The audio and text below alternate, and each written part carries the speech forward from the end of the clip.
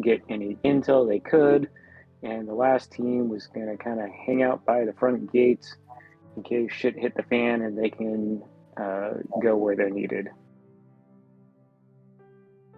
Some of the fairies recalled their knowledge of the castle grounds, trying to give the rest of the group the info they had on any secret passages or specific defense points or key locations, along with at first it was going to be a really nice map, but that did not go as planned. So I think, Flicker, did you take over? I know Flick started. Use my fancy pen that allows me to write on anything. And you made an arguably a lot better three-dimensional model of what you could recall the capital looking like. To which we concluded with the image shown here on level 20 of what it looks like from probably about where you were at in the woods. I have another map, which for all intents and purposes, it will most likely be more theater of the mind, and this is just general idea of where people are at for the future map. So more theater of the mind heavy and map heavy on this one. Does anyone have any update to what I just relayed? Yeah, some optional side objectives for the team that were staying outside. Possibly finding exploits in the castle walls, or finding a good place to mimic an attack from the outside whenever we launch our actual attack.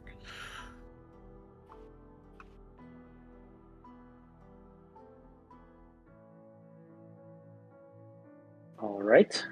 Anything else?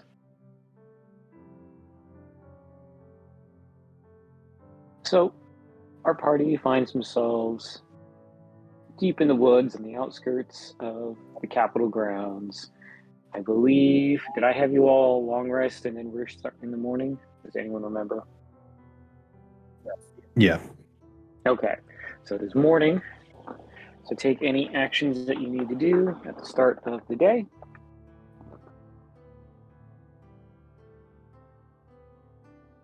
As my laptop is still updating. It's okay. We'll do most of this should be theater of the mind for a bit. Yeah, my computer's not wanting to log me into anything at the moment, so it's been fun.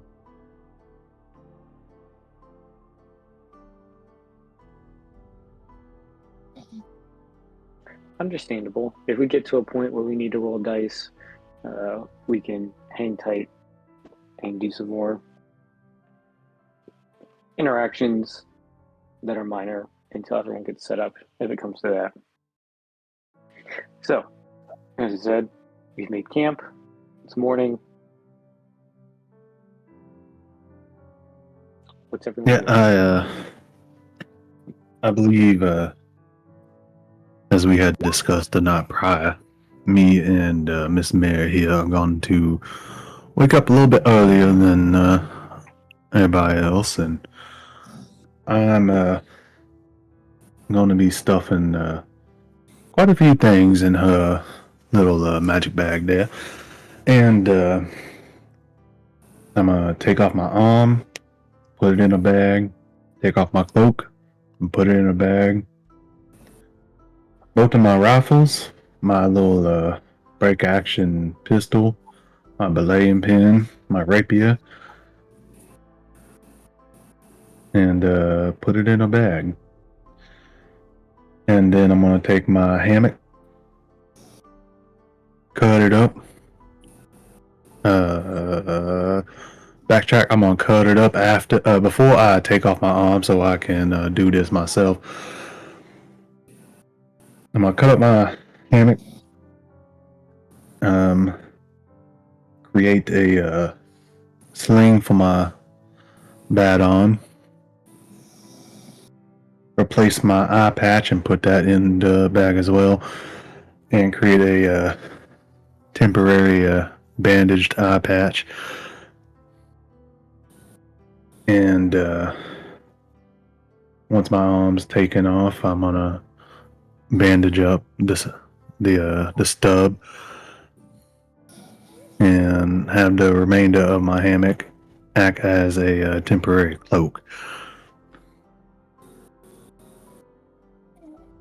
Okay, so you're just going to be wearing your just standard street clothes, half a hammock, Well, sling, and eye bandage. Am I understanding this visual correctly? I'm still wearing my armor. Okay. So just your arms, literal and figurative. All but one, literal and figurative. What weapon are you concealing? Well, I'm not necessarily concealing it. High Duchess La Platine sits underneath my sling in her holster. Got it. Can't traverse the Feywild unarmed.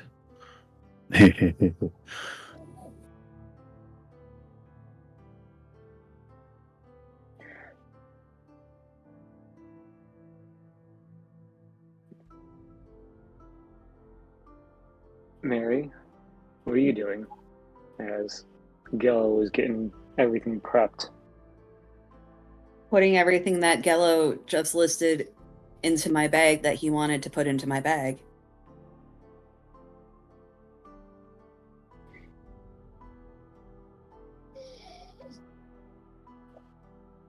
Anyone else party up? Or are you all still? I'm always up. I am awake and ready to get this started. I'd assume Flix would be awake and cleaning up his sleeping area. Yeah, I imagine Flicker'd have a hard time sleeping, knowing what's coming. Lilith is doing her morning prayer ritual. I'd probably go outside and shake the fireflies from my jar into a bush so that they can go back to living. Okay.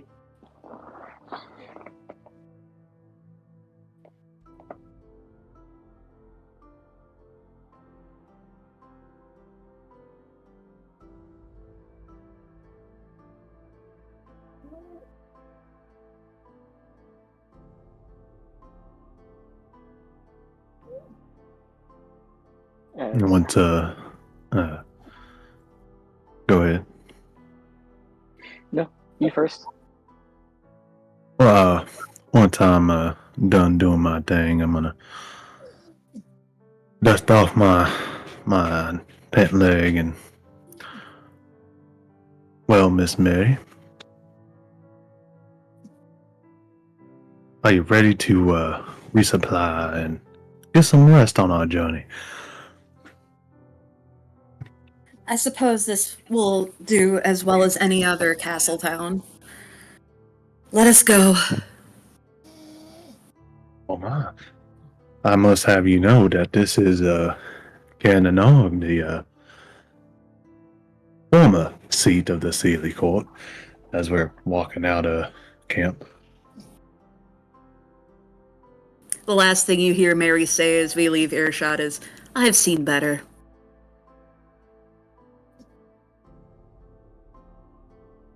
So, Mary and Gillo, you're making your way to the city, correct? The capital? Yeah. On foot, invisible, correct? Yeah? Okay. So as you, and I guess how this will break this up, it'll be all by time. I'll try and keep track of it in a linear fashion. So as you two come out of the woods and into kind of a clearing, right? So as you see here on the map, or the image projected, right? You'll start making your way up towards the gate. as you notice there is this beautiful field of flowers in a nice, clear, there's no trees, there's no shrubbery, it goes from like forest to just straight open ground as there's a road that you're on as it leads to the capital. And in this particular clearing, again, are just all these beautiful flowers. What you notice, though, is they're not all the same. They're the same species, if you call it that, but they are all individually different colored, patterned flowers. Every single one.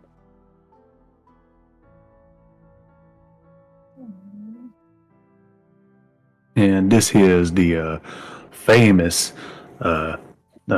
silly field of different color flower.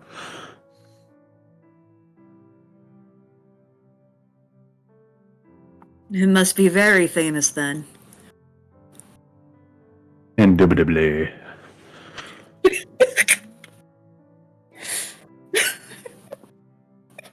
Why does it feel like Gallo was born to be a tour guide? Oh, you know, Gello's quite the actor. He don't just play the part, he become the part.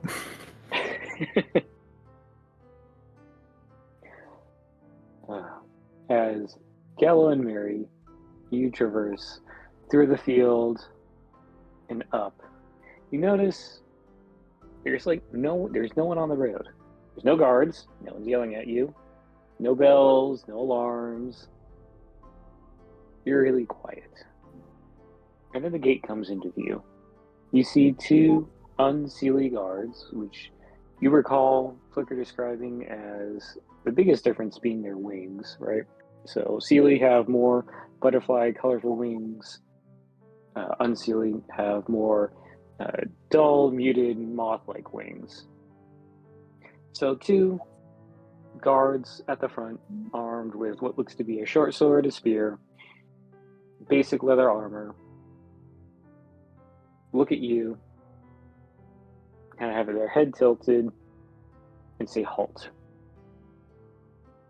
Is the gate closed? Nope, it's open. Wide open. Well, we halt. I'm like, hello there. Is the great city of Cananog open to travelers? The guard to you, in front of you, speaks. Yes, but you don't look from here. Where are you from? As he just keeps looking. He doesn't move from his position, but he keeps doing the up down, like looking around, sees the pistol, but doesn't make any reaction to it. Where are you from? Me? If you haven't been able to tell, I am an astral elf. My people travel all over. This is my... Fuck, I forgot the word. This is my Pac-Man. Companion? This is my porter. An astral elf? Is it not obvious? Well, to be honest, I think you're the first astral elf I've seen. We've heard of your kind. Didn't know there were any here, though. I mean, look at her. She's out of this world. And Gello's just raising his eyebrows. The two guards nod in agreement. And your business here, you state you're traveling. Just interested in trade, or what? You're not going to do anything with that, as he points to Gello, to Lalpatine. Not loaded with no. iron or silver, is it? Not to my knowledge, no. We're just passing through and looking to resupply before we head south to Yggdrasil. Well, So long as you don't cause any trouble, suppose we could let you in. Say, you haven't heard anything about this Rosewind about, have you? The trees said that they saw her. Have you seen our illustrious princess? We'd very much like to have her back. Unfortunately, it's been practically months since we've seen hide or hair of anyone. We've been sticking to the forests. But if we'll keep an eye out and we see anyone looking anything close to royalty, we'll let you know. Handsome reward if you do. And they kind of snigger. Oh, And they, what's the reward? why? A personal favor from Heartswind, our leader. Can't beat that. Oh, absolutely not. Well, welcome to the unsealing capital of Ternanog, and a motion for you to enter. And we do. And as you enter the city, it has this very sanitized look or smell to it. Like nothing is dirty. It's weird. Like surgically clean. And with that, I'm going to kind of turn some reins over to Flicker to describe the capital as you traverse through the city. I imagine there's sort of like a Gaelic tone to it, crossed with like early Roman vibes. There's like bathhouses and like street markets and things, and like everywhere that can be fit in, there's probably like intricate like designs in buildings and signs and things, like the borders of a fairy tale book.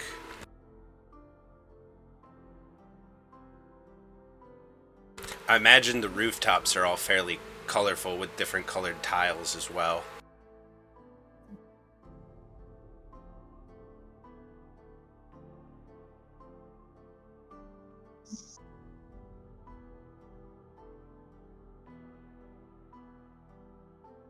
So, as you traverse, you do start to see some of the Sealy fairies show up.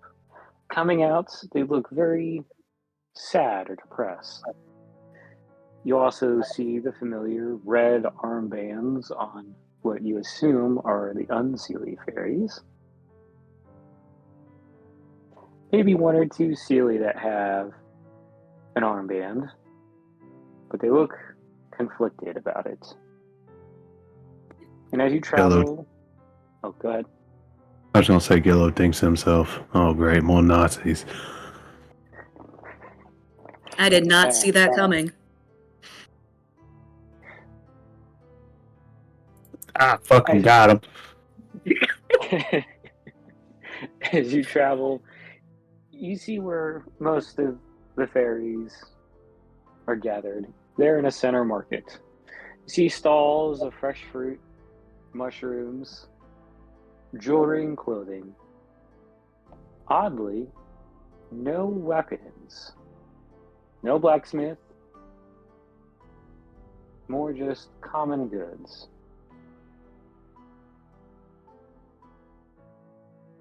Where do you head next?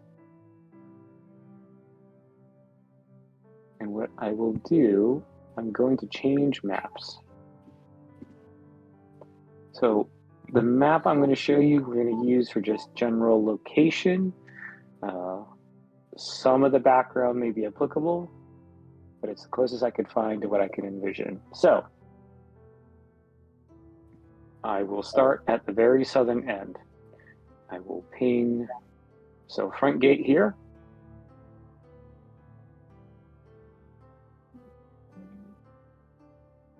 The barracks. The main castle up here, and then market here.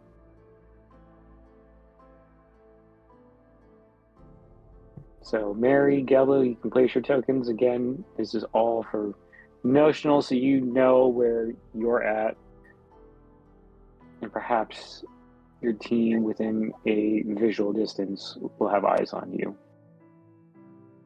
So you can drag your tokens out if you want. I'm not going to clutter it with any guards or figures. It would just get very busy. So more just an overview of where you will be at. You said we were in the market? Right, which is about here. I'll try and ping. Yep, I'm on the right layer. You said it was just general goods. Like what kind of general goods are we talking about? Like just like foods, clothes, books, adventuring gear other than weapons. So you see packs, you see dry goods, rations, rope, pots, pans, lots of herbs, lots of mushrooms. No weapons. Some leather armor, but the leather armor looks not run down, but it's well used. I'm gonna take a look at the rope. Maybe they got some of that silk stuff, yeah. So why would you need silk? With my good arm, I'm just gonna nudge Mary's like, She just looks at you blankly. And I'm under the rope, and as I do, and the silly that we see, are they like in binds of any kind? No, not in binds. They do look not as cheery as you think a Sealy fairy would be. Nothing like Flicker. As they look, they kind of jump, look at you two like, you're not from around here. Where are you from? No, somewhere else. Yep, but How much is this silk rope here? A gold coin?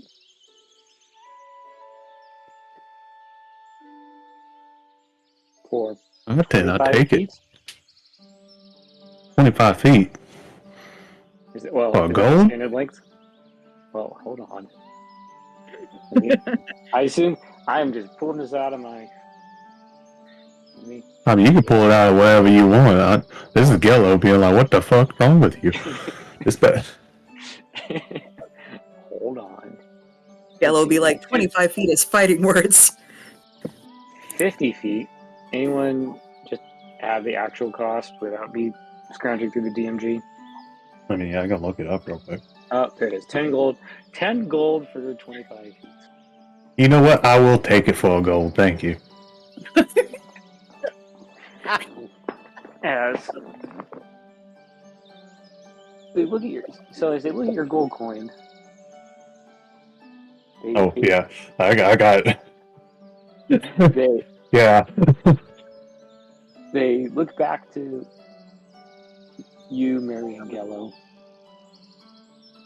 You're really not from around here, are you? We're travelers. I've been to at least 4 or 5 planes in the last 5 years. I don't even remember where Gello got that money.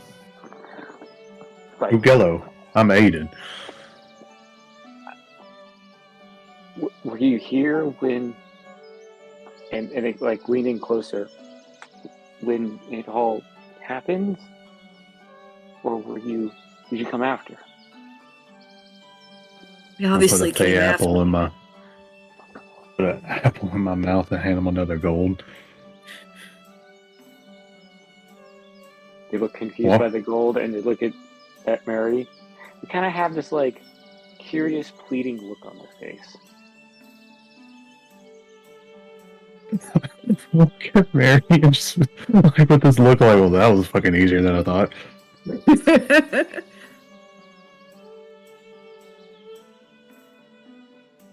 I see you have many questions about my travels. Is there anywhere we could sit and talk, not out in the street? And she's gonna, like, make very obvious eyes at a plague mask that is hanging off her bag to her side.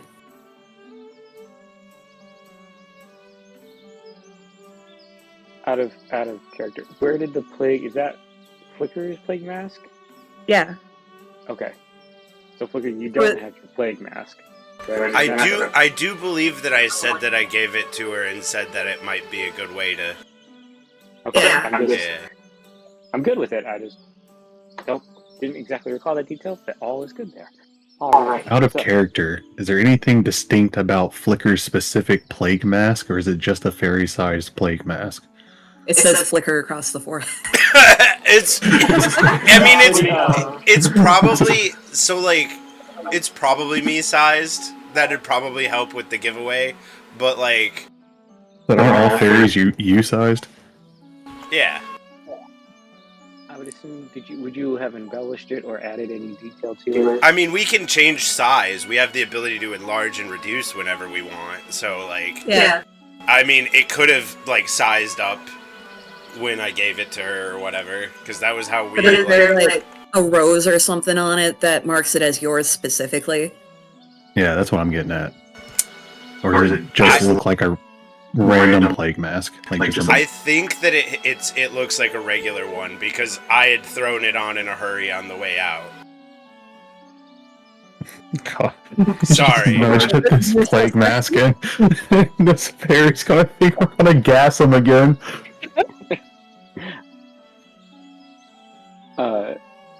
Going back in as you motion to the plague mask, the fairy across, who I will describe short red hair female, wearing these summer green clothes,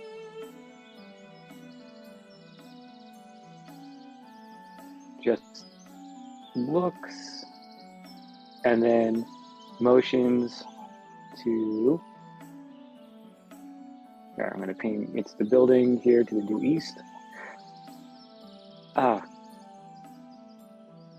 This is a small little tavern. We should be mostly safe. Guards come in at random though, so we could. Well, get of course a room. I do. It's a tavern. If you want to speak there, if you're comfortable with that. And she goes to pull something from under the table. It's a little sign that says, "We'll be back in," and just writes like 60 minutes on it and just puts it out on the sand.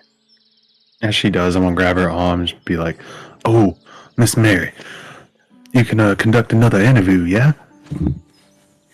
For your research? Yeah." And I'm gonna lean into this phase like, you need to cool a little bit, you need to act natural. The fairy just looks so conflicted, like, okay, and just takes a breath. Okay, you're not gonna hurt me, right? Why would I hurt you?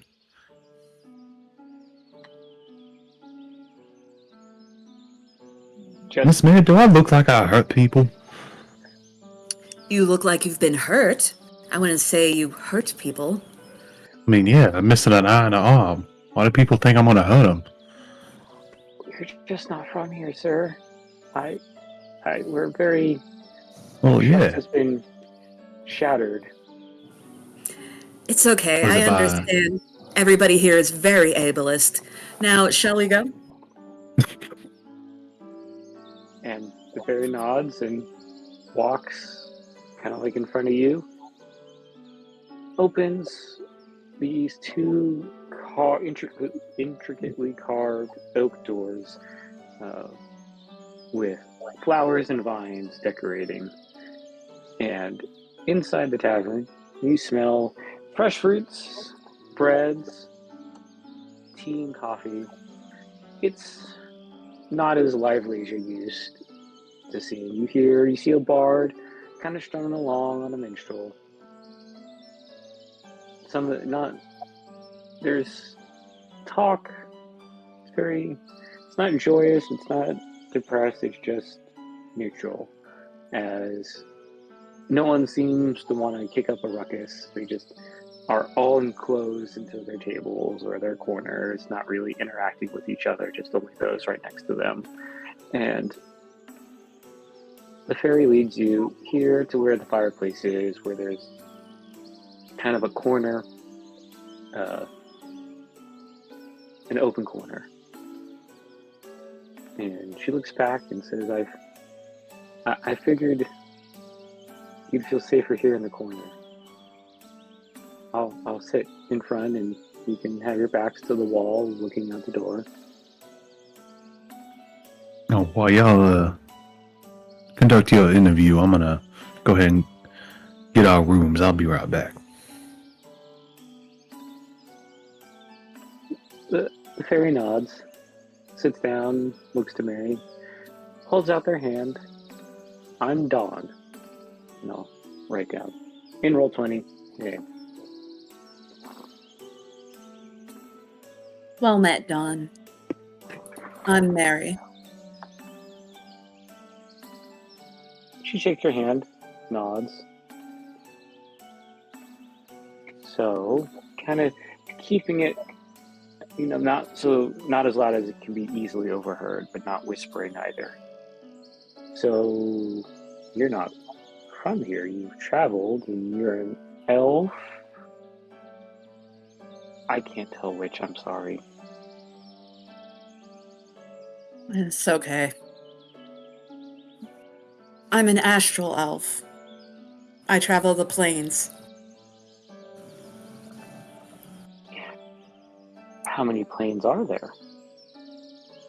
I know of ours and the material. They're in, well, I guess now yours, so that's 3.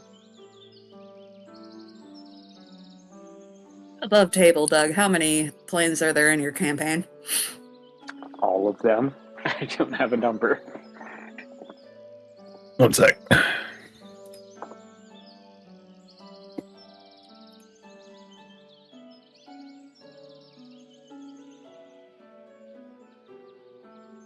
There are also the elemental planes, the higher planes, the lower planes,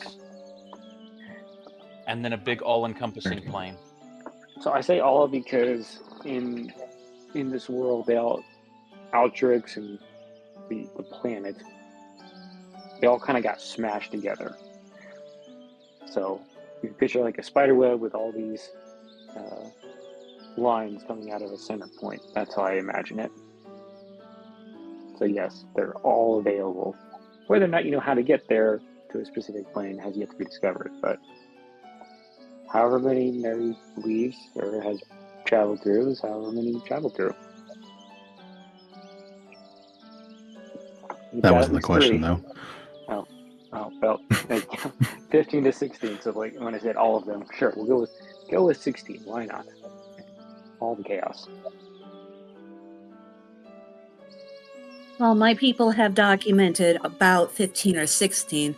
I personally have only traveled to about 8. Though we do skip between them quite frequently. Dawn just looks shocked, but not like oh my gosh, just like, huh. So you can. But enough about me, Dawn. What has you so riled up here? Why is everybody so shy about new people? Well, our plane used to welcome walks of all life. And then as the years grew, slowly and slowly, you saw less and less non-fey creatures. To the point where we just didn't see anyone that already didn't live here before. Very rarely. Perhaps a rare fey would show up every now and then that someone would think belonged to another realm. And then some strangers in dark cloaks showed up. They didn't interact with us.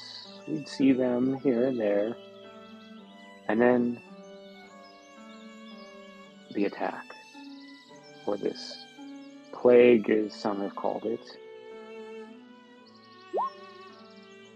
Heartswild enacted a coup, and the royal family, we think, was killed. That's what they claim. No one's allowed near the castle. I mean, it happened so fast. And we lost a lot of fairies that day. I mean, we had to have traveled through the graveyard to get here.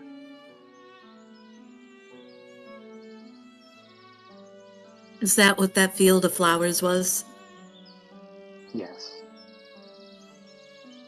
The colors represent the fairy. And since each fairy is unique, and there will never be, very rarely will there be two, like twins. But there's even subtle differences. Now, Dawn, I do have a question. If they're telling you that the royal family all died, who is this princess? Rosewind, I think it was, that they were asking us about at the gate. See, this is where their story gets... They told us that they were all killed. But then, within just maybe yesterday, the day before, we see these wanted posters with Rosewind's likeness saying that she was back. But then we have the same question you do. How can she be back if they said they were all dead? But anytime we try and question that, those fairies get taken away. They come back, but they look broken. So we just don't question it. But it sparks some hope. But also, we don't know what to do. Of course we want our princess back, but we don't want to see any harm. So we don't know what to do. When you say we, Dawn, do you mean just the populace?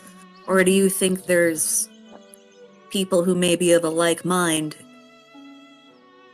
who may be against this new regime? So Dawn's gonna just quickly look around to the whole, making sure no one's gonna bust through the door. Well, and she gets a little bit closer and tries to lessen her voice.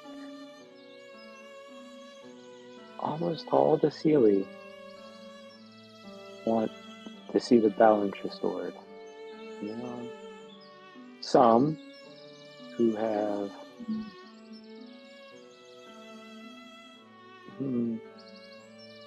responded in kind, he says, as she keeps looking around.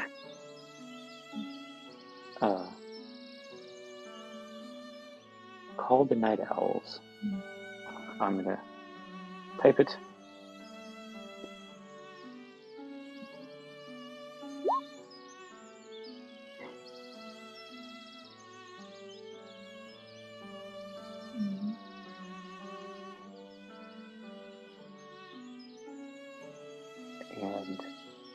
And I don't know how to find them. I don't know who they are, but we've seen their work. You know, some unseelie guards go missing and not found. Stolen items returned. Saving someone from being taken away.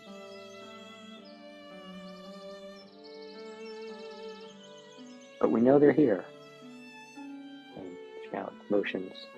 Here is in like the capital here. I just don't know how to find them.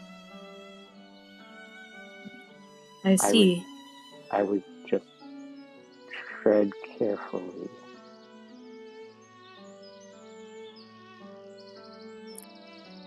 If no one knows where to find them, how do they know what to name them? Have they left any signs behind, like claiming their work, or? Kind of. They weave owl feathers. We didn't think much of it first until all the stories, and people talk, and same thing, and then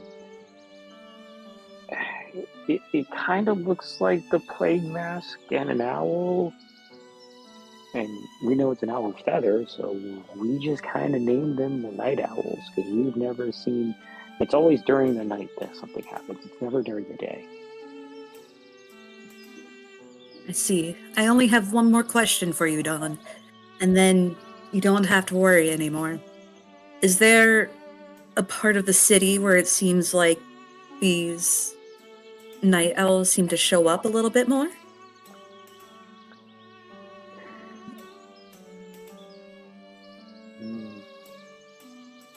Probably around the jail? I mean, that's where any of the...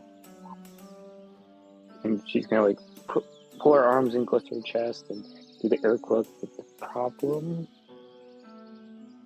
fairies get taken to. I know those fairies have come back before they made it to the jail, so that's a reoccurring area for them. I mean, I'm not gonna ask, because if I don't know, then I can't. Yeah, I'm just not gonna ask. I see. Thank you again for your time. And then she's gonna lean back and, in a more normal voice, say, "Well, it's been an absolute hoot talking to you, but I really must fly. My cohort should have something set up for where we can spend the evening. Have a good rest of your day." And she'll get up and go over to where Gello is. Who's coming back with mugs of beer? So you're at Mug, you got your room for a very, very cheap price of 1 silver. Sounds cheaper because you are bigger, and not a lot of people want the larger rooms. Are the mugs he have like little teacup-sized mugs? Yeah, they are fairy sized. So I imagine Gello has like a whole bunch of them to equal like one normal mug. I look like they're like shots, but to them it's mugs. I look like one of them BFS girls carrying like trays upon trays of these little shot glasses.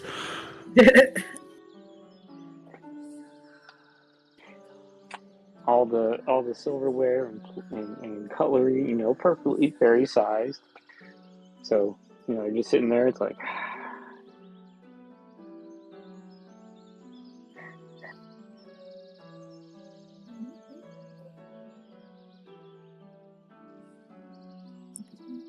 Well, shall we bring these up to our room?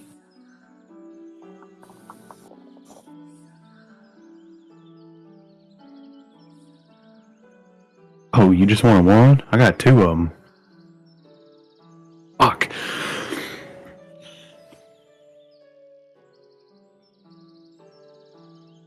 I mean, use one as a distraction, I guess. Oh, we're 2 individuals who are not in a relationship together and wish to sleep in separate rooms, Doug. I know. It's called a platonic relationship. No, I get that. I'm thinking Lord of the Rings, where one room makes people guess which room are you in. Are you planning to stab us in our sleep? I'm not. But I You don't can know most certainly try. I don't know what Kello's gonna start either. Well, we're Yeah, gonna we don't drink stop in one nothing. room. We're gonna go drink in one room, and then we'll figure it out later. Sounds like a plan. So, as we cut scene of Gallo and Mary heading up to their rooms, we'll head back to camp.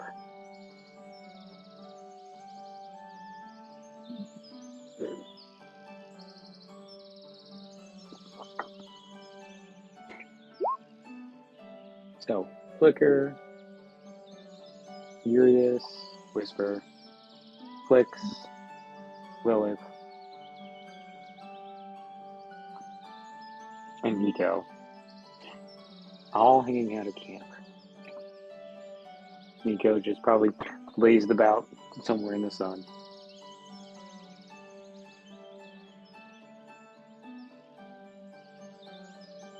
Alright. I guess we just gotta do it, right?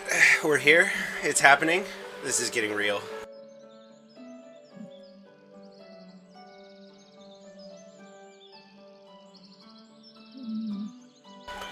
Getting real. I assumed it already was real. You took the words right out of my mouth. I guess it's just setting in. I don't know. Are you getting nervous, perhaps? No, not at all. I'm fine. I swear.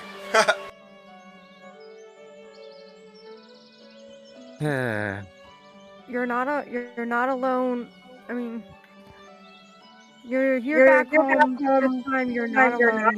You have us, your companions.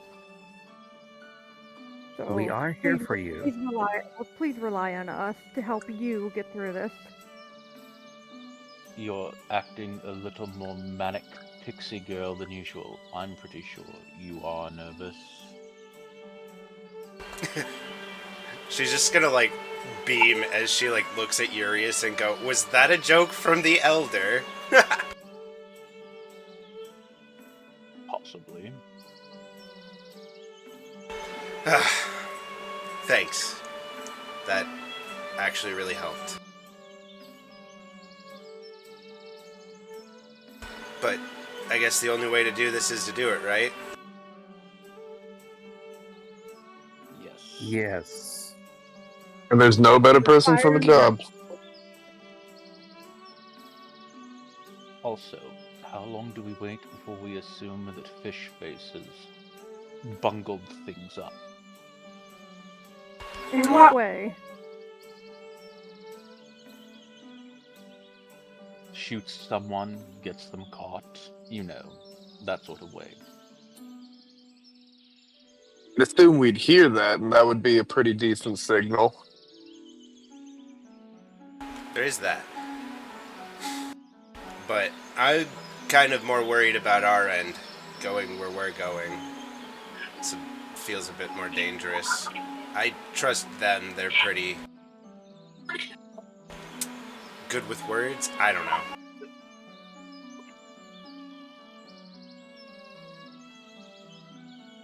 If you say so. I mean, it's not like he's the one who come up with the plan or anything. Cough, cough, cough, cough, cough, cough.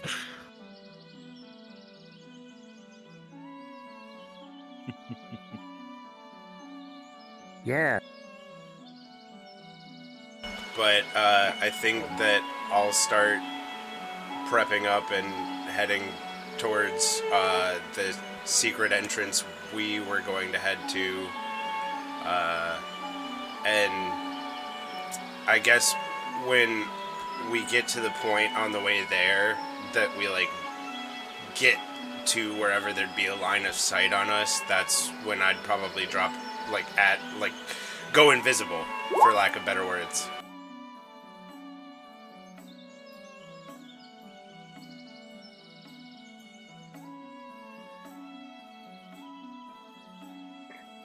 Okay.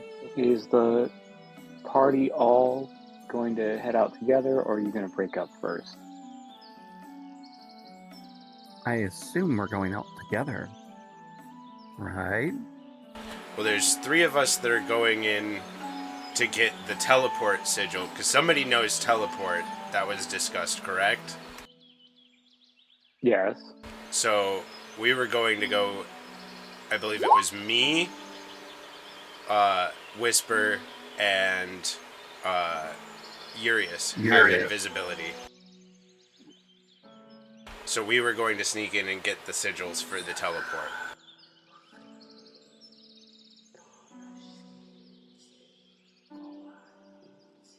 Okay. And then I think the others were going to sort of like scout the outside of the castle or whatever.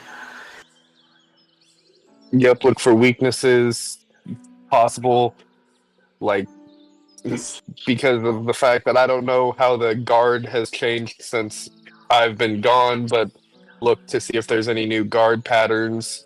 Just keep an eye on the outside, look for weaknesses. And now another song is stuck in my head. And obviously be ready in case anything goes wrong anywhere. Yep, be ready to hit somebody. And then I know that there was a message system that was set up. Yeah, Whisper has names in his book. Okay. So I can send to the other two groups. And out of character,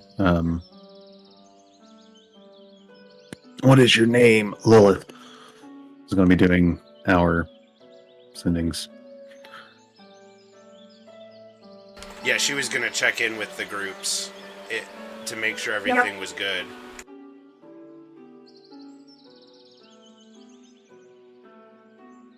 It was like, what, every 3 hours? I think that's what we settled on because you didn't have a ton. Yeah, I only had three slots.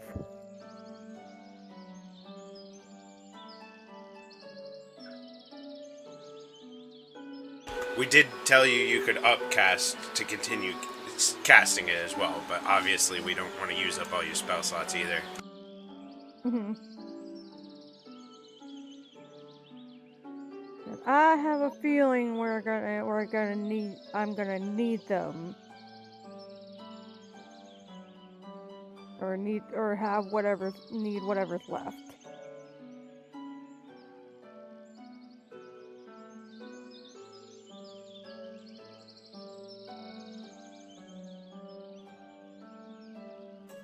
Okay. I assume then the party is ready and is going to start traveling. Ready? You betcha. Yep. Aye, Captain. So as the party remains together until they split to go their targeted paths, you all come up to this beautiful field of flowers that Flicks in Ariana that was not there previously. That is new. Like, you cannot even think of whenever this was here at all. Would we recognize that it is what you told the other group? Like, that they're like graves? Well, hold on, I gotta switch real quick.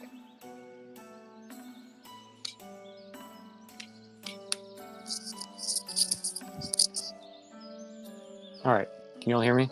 Yep. Yes. Yep. Yes. I had to switch headsets. You would know that this can be a gravesite, right? You've heard of when fairies pass, sometimes their bodies can turn into these flowers. The flower representing themselves, both in the color and the pattern, kind of depicting who they were in life. But you have never seen this many flowers in one location.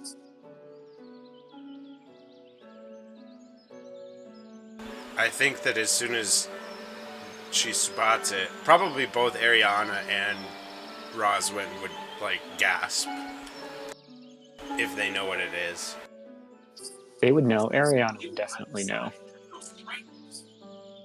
Flix is just gonna, like, grit and clench his fists, seeing it.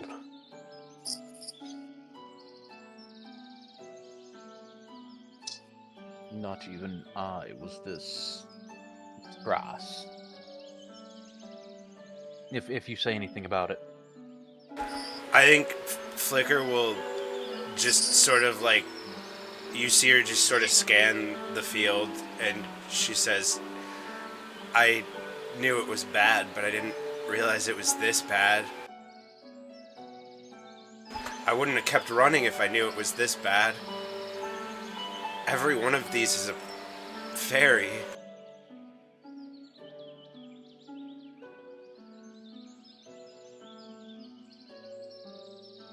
Yes, not even I was this megalomaniacal in my day.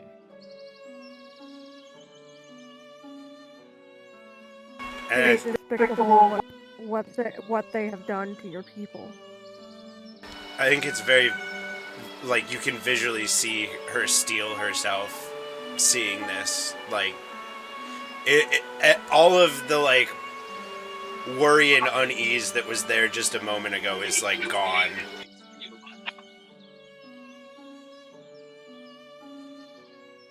And she's, like, looking up at this, like, secret passage we're heading towards.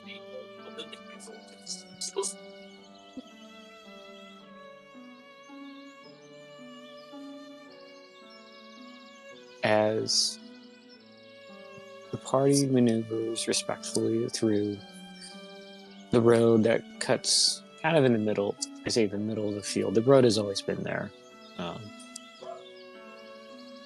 You just have flowers to each side of it. And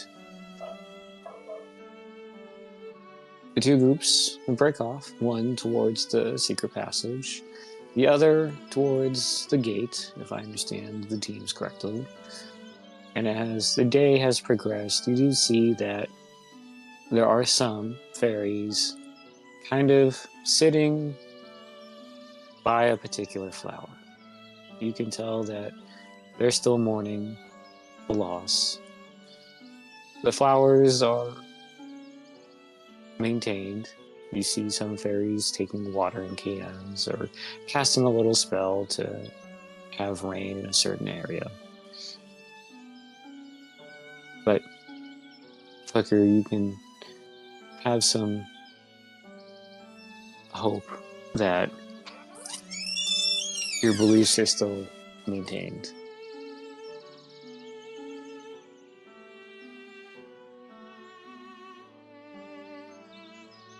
I know there's, like, a deep part of her that, like, wants to, like, start looking at flowers and seeing if she sees anyone that she recognizes, but then there's this more, like, adamant part of her that's like, no, you have something you need to take care of first. No, there's a lot of flowers, and if you had the time, I'm sure there would be. Is there someone in particular you're after? Or I think hoping? I think that there's a part of her that worries about the members of her family, and there's a good part of her that worries about people that were her friends, especially the aforementioned Flicker Flare Moon Rosebud.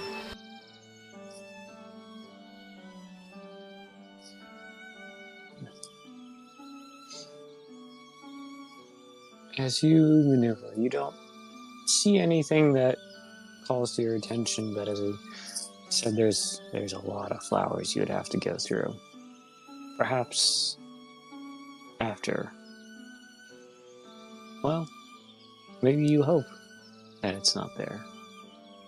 So, for just the sake of me keeping track, can I assume Flix's team is hanging out here, because this is the notional front gate. And then remind me which secret passage were you wanting to take. I know we discussed a couple. I don't think I had it written down in my notes, though. in the description. I'll double check though.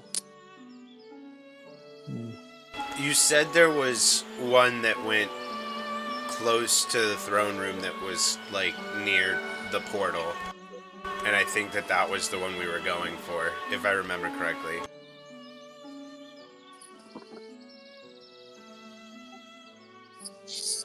Yes, at the risk of contradicting myself in a previous video, I think it was the one that Flix knew of. It would go from the throne room, and it kind of cut through and emptied out. Let me see. I can't find the mouse. Emptied out kind of in a side here. The idea being quick escape. And or for the front guards, any of your armed forces able to get in there quicker than having to run through the city. So I will assume it's that. I'll have front gate team, if you can drag your tokens out and just notionally place it, understanding that it's not, 100% looking like this. Just for the map layout, I'm going to drag Nico out here.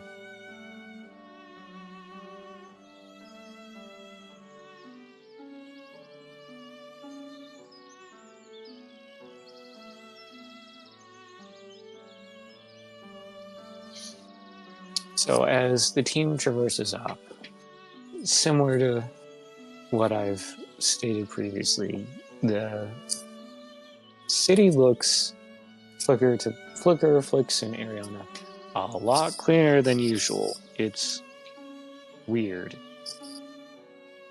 Like, it is sanitized, surgical clean.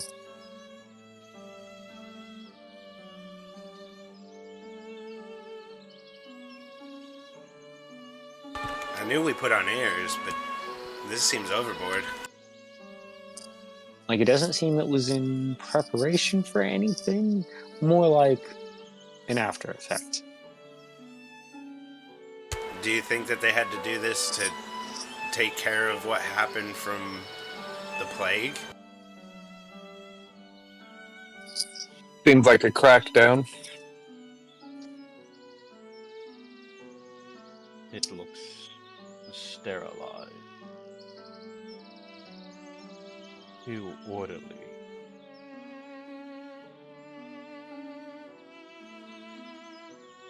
Something a despot would do.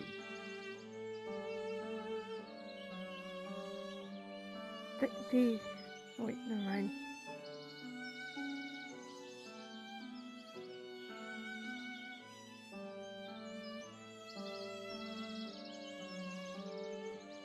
Now, does the party split before getting to the gate, I assume?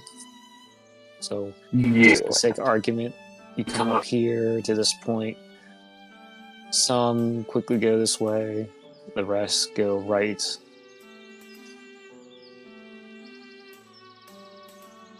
Yeah, I don't know if we were even planning on anybody else approaching the gate necessarily. I mean, team 3, stay out of sight, be ready. Yep. Okay.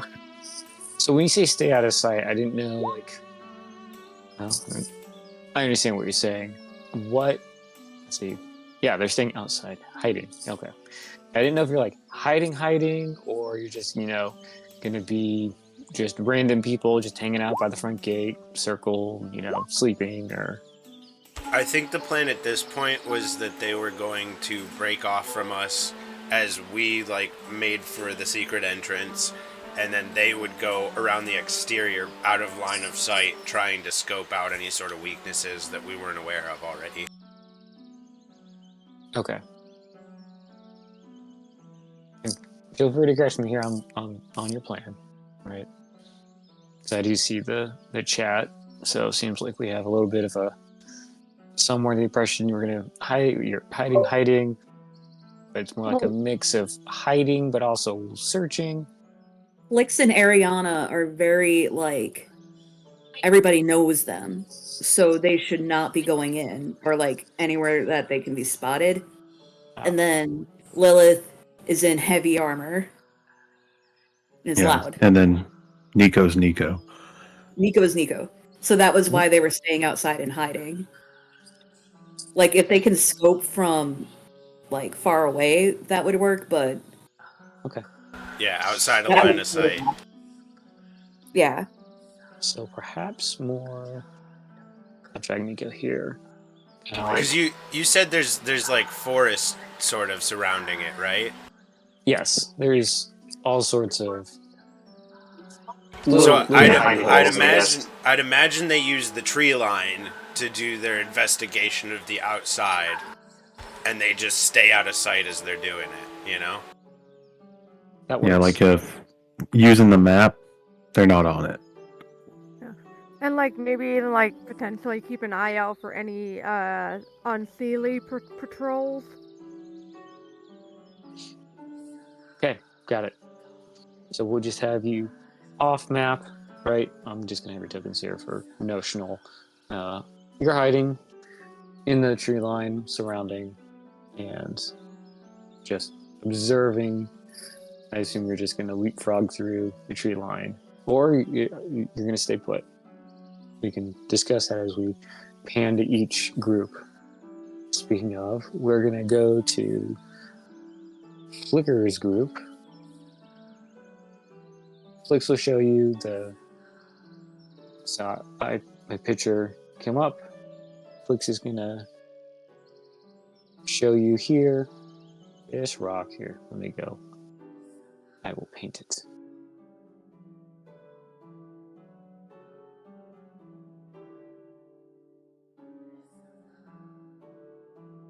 So, the green highlighted rock, as it looks like it belongs there. It looks like it is part of a wall. And then Flix is going to push on it in a very specific, there's like a little black dot. Looks like it belongs there. Kind of like it's part of the granite and or the lichen on it. And he just pushes with one finger and you'll hear a very subtle click. No, Flix is the one that knows about this passage. Yeah, Flix. Roswin does So who made Flix invisible? Have they gone invisible yet? So that was the other team. I'm getting ahead of myself. I apologize. Hide in someone's armor. All I had to do was move the token over. I didn't realize that I was necessary over here. I thought I would have just told them. If he's doing this, is he getting within line of sight of the guards? Because that's what we're trying to avoid, basically, doesn't No. Okay. No. So the passage is designed so the guards can't see it. That's the point. Okay. As long as that's what's going on, I think everything's fine. But if Flix is opening this passage that is that hard to find, Roswin is gonna give him this look like, how the fuck did you find this? Like, what? He's just kind of gonna shrug and be like, it was on my route. It's a military thing. Military secrets. I guess, damn. And then I'll just, like, throw on my invisibility and pop into the tunnel. After they're gone, I'm gonna make my way back to the others. I use the cittern and quietly strum the sound of silence. Not Yeah. S-tune. Yeah, I just move quietly, invisibly.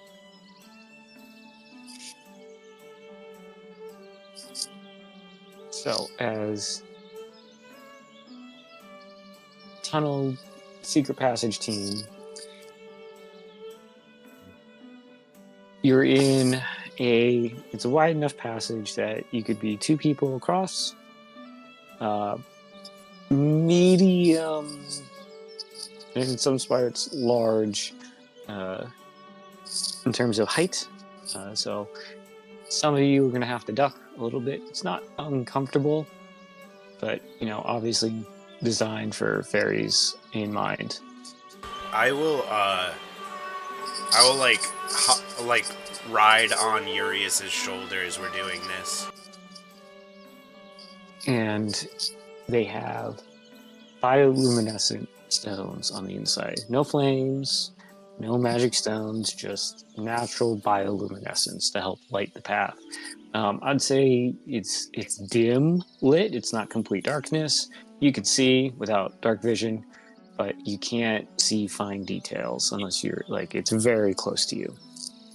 As you go traversing through, you flicker in your mind. I would assume you're trying to kind of co-locate what you know of the overall design of the city, and then compared to where you're at, you're pretty sure you start, okay, you're inside, kind of following this left-hand side wall, and then it kind of shoots at a 90-degree angle, starts to go up. You're just trying to figure out, where does this tunnel come out? And you can tell that there is a little bit of dwarven influence, right? Fairies, I don't think, are known for their tunnel carving, so obviously there were some what do I call them? This was a commission job. Well, it may have been done with fairy hands and dwarven hands, because you can see that the fairies put their own touch of design into it. I'm sure there's moss everywhere, yeah.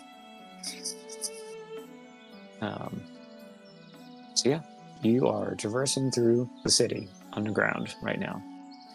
As we pan to Flix, Ariana, Lilith, and Nico. Correct? That's who's on the scouting around, staying out of sight. To which I will have you all roll a stealth check, just to start us off. That would be fun for me. These were the people That's kind of why didn't they want. were.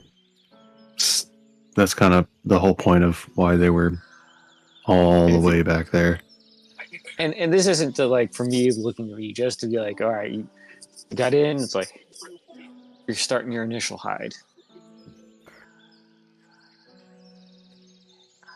Both would like to cast guidance on herself to help with that stealth. Yep. So you're at normal. All right. Nope, that's just disadvantage plus a D4. D4.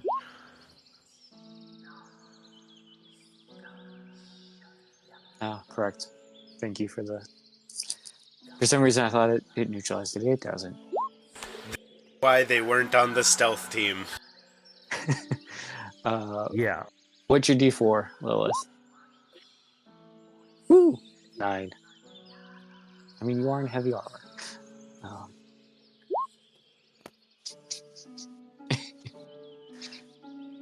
As Nico just hides. Well, I'm not sure if mine rolled with disadvantage. I did click it, but it doesn't seem like it rolled 2. So 1 second, let me roll one more stealth, because I have disadvantage because of heavy armor.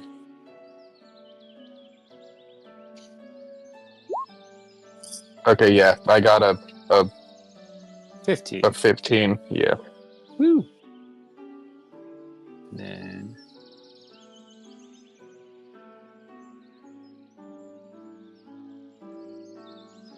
Having a +6 to stealth while having disadvantage because of heavy armor is ironically hilarious.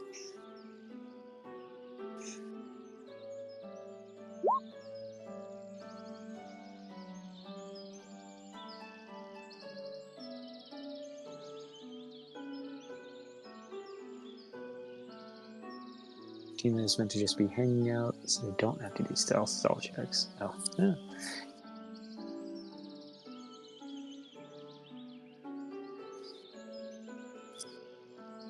So, Flix, Ariana, being the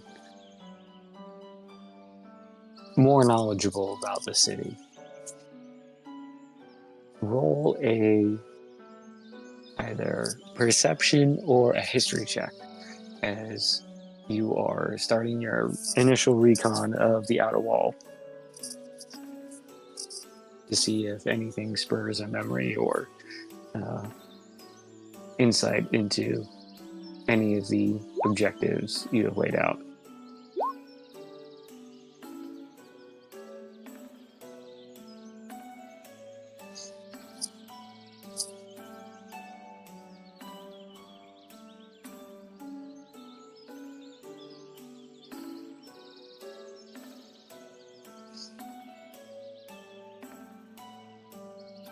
So, Flix and Ariana, you will recall that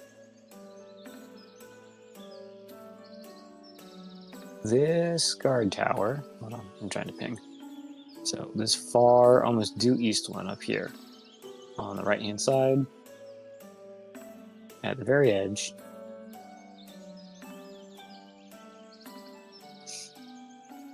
yep, that one. Right, so that tower there, you know, is a vulnerability in a couple of ways. One, how it's built and the area it's covering, it can't, what's the word? I'm forgetting the technical word. It can't look down all the way. So you know that there are either ballista or catapults on inside of those towers. But this one in particular, it can't. I think it's defilade. I think is the word I'm trying to think of. It can't make the weapon go down. So there is a area where you can't be shot at. And Blind spot? no, not exactly blind spot. Well, yeah, I guess blind spot. Not. That's just not the word I was. A blind spot for the weapon, but not for the people in the tower.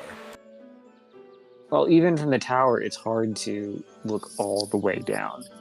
It was a point of attack long ago, and it was reconstructed. Now, reconstructed Flix things very hastily. So the tower could be weaker than it was originally constructed. So there could be gaps up there, but it's going to take a minute to get up there. It's not too difficult to get there, but it's not easy. A lot of switchbacks and a narrow trail, so a limited amount of people can get up and in there. However, the advantage being it's high and has a very good cover looking over most of the city, right? So looking out is the problem, but looking in is strategically advantageous to be up there. It's one of the taller towers out of all of them.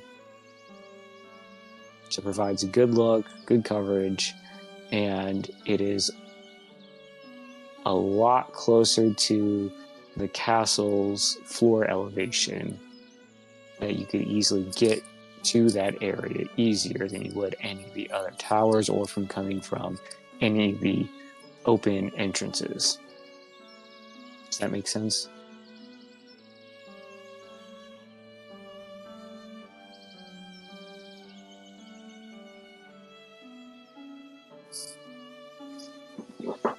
Can't exactly recall the which battle. You just Flix and Ariana, you just remember soldiers talking about it.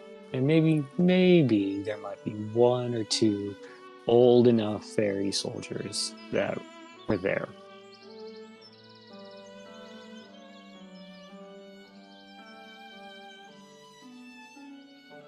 Flix, I believe you were going to say something. Yep.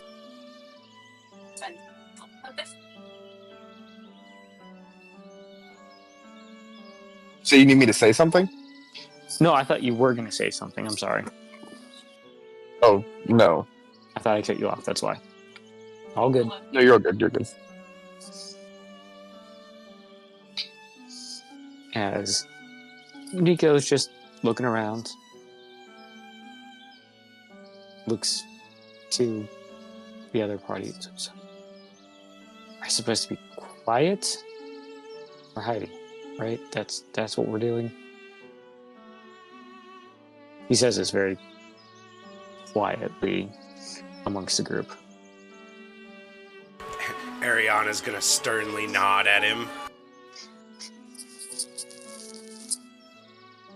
Nico just puts his hands like, I was trying to make sure I understand what She just puts a finger to her lips. And then she might give, like, a side, look at Lilith for being so loud.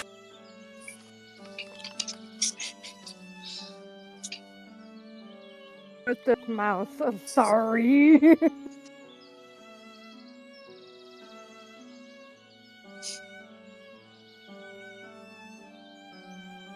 Flix is just in his head going over possible attack plans or like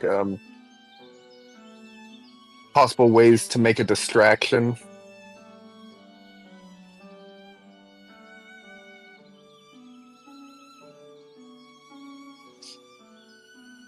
So as you think of those plans, or I assume you're all leapfrogging or using the terrain to your advantage and just duck and cover. Are you moving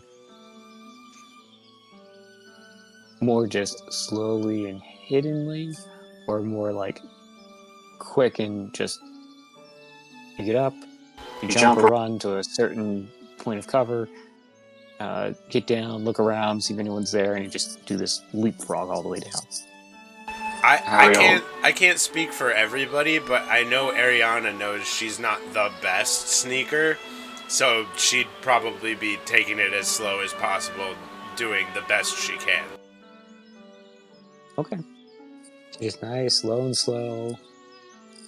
No quick movements.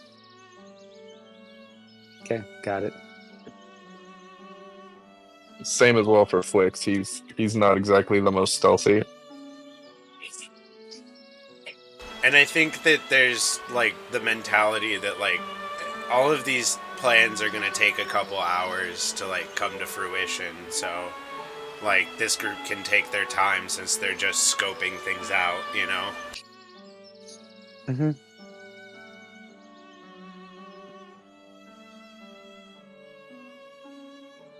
So as we see our one team traversing around, team 2 traveling through the tunnel, we'll come back to Mary and Gallo in one or both rooms, drinking their little miniature-sized mugs of alcohol. And so that's why I think you should have probably asked her if there was anyone who wouldn't mind getting in a little trouble. I'm in the other room. Is what I should have said to her. God damn it. I'll throw back another shot. No, Mary's there.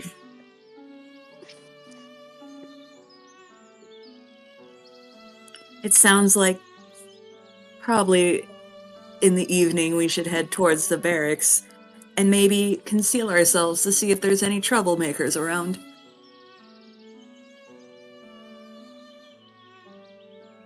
Yeah, that.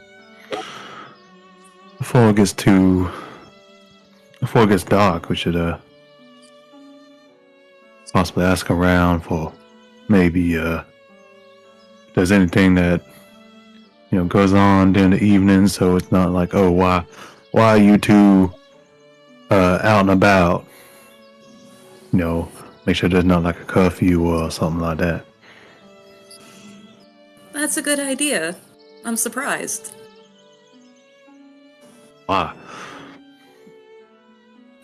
Don't worry about it. You say that, but that's just gonna make me more worried about it. She just pats him on the head and then leaves the room.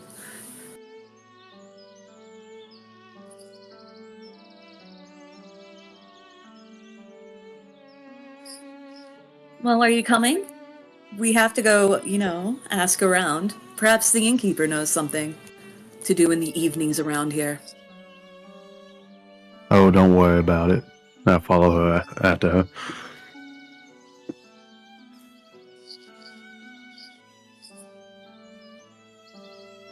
All right.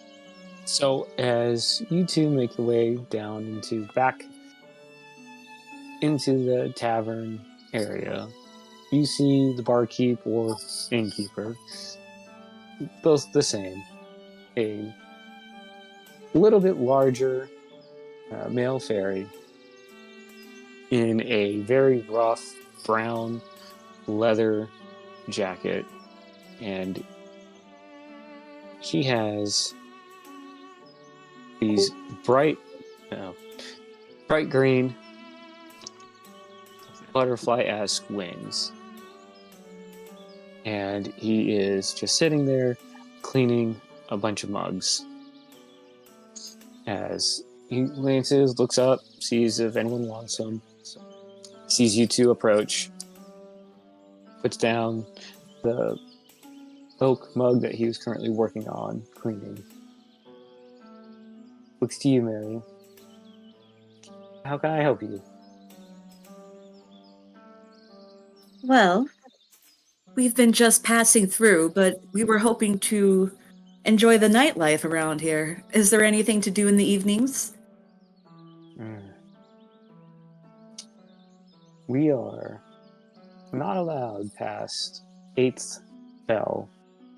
8 o'clock, I believe, is what the other realms call it. Right after sunset. Like no one is, or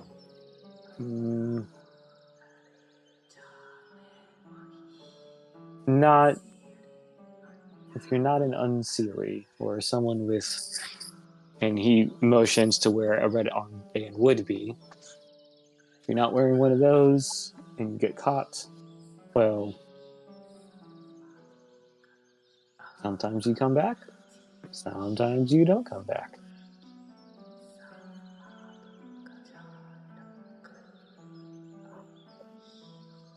I see. Well, that is quite unfortunate. Thank you, though. Nods. Just tread carefully. As he kind of gets a sense of why you're asking. because we've been out in the woods forever and just want to enjoy the nightlife? As you see that, he... Oh, I was saying that to you, Doug. Oh, well, yeah. Okay. Never mind. So now where are you two going?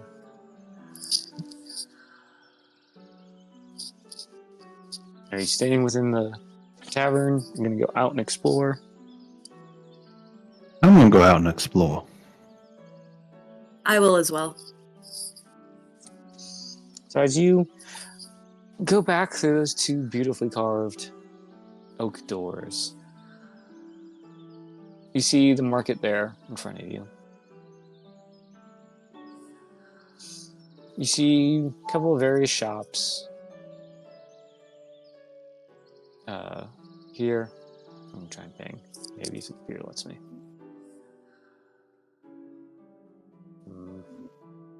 Well, I'm just not. There we go. So, kind of the buildings surrounding the market look to be more formal shops. You know, the ones here in the market are more your mom and pop flea market, farmers market setup. Well, these seem to be a little bit more established. Finally, though, you hear what sounds like a blacksmith. You finally hear a hammer hitting metal onto an anvil.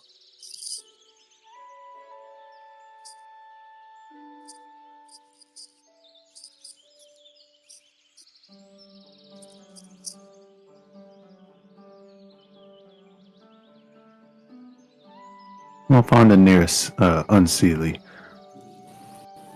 Okay. So you see, you have your choice of those that are guards, or there's kind of a group here being very loud, boisterous, seem to be just kind of harassing the ceiling.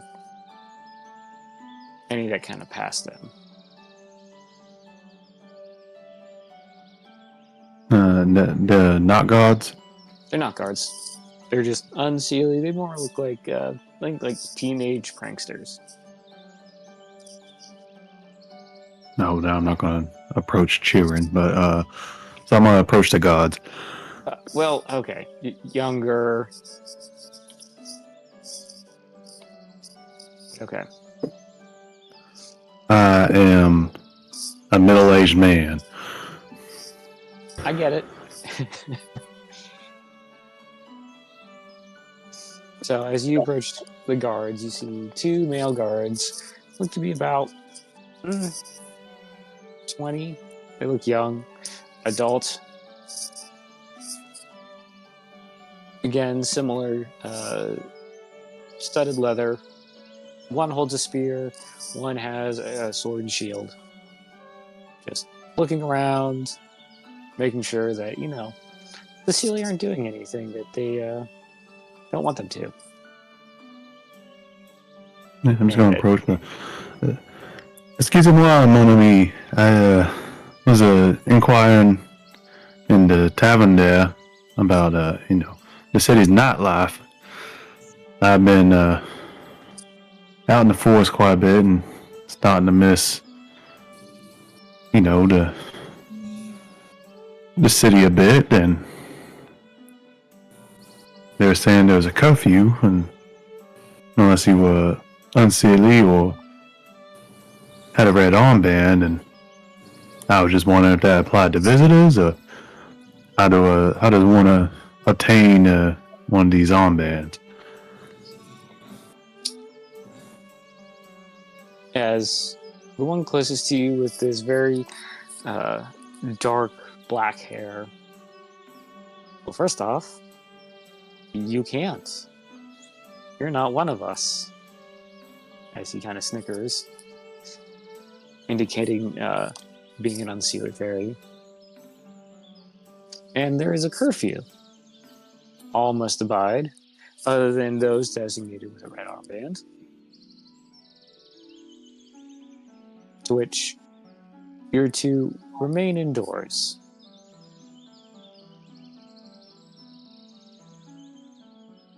Now, some of the taverns host I don't know what do they call it where you're from? I don't know. A sing-along? Trying to describe I don't know what that karaoke. means. I'm trying to describe karaoke, but not call karaoke. No, I had to play to understand.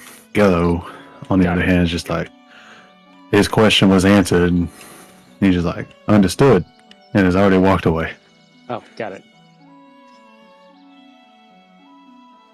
And as you walk away, they just, give this not just agitated look. Like, they weren't done speaking, but okay then. One of the guards just keeps talking about the sing-along anyway. The other, you don't take me to the sing-along anymore. It's like, yeah, the sing-along. And the other fairy just looks back. It's like, I'm so disappointed in you. Shut up, Bradley. You promised we would go.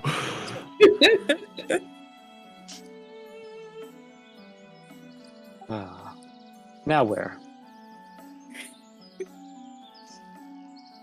Well, I'm gonna find Miss Mary.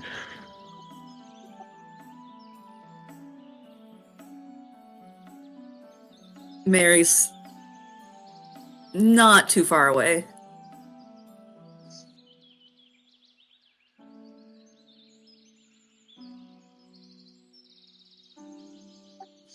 Well, Monchetti, it appears the curfew does apply to us, so it seems we're gonna be indoors for the evening.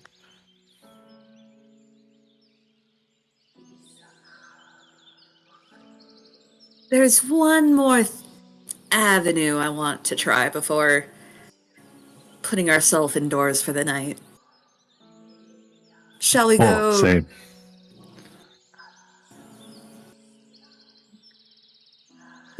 I'm sorry. Go ahead. I was just saying same. Okay. Is this a wall or like a precipice over here, Doug? That is a. It's a wall, and on top of it are train tracks, a rail system. Oh, fancy.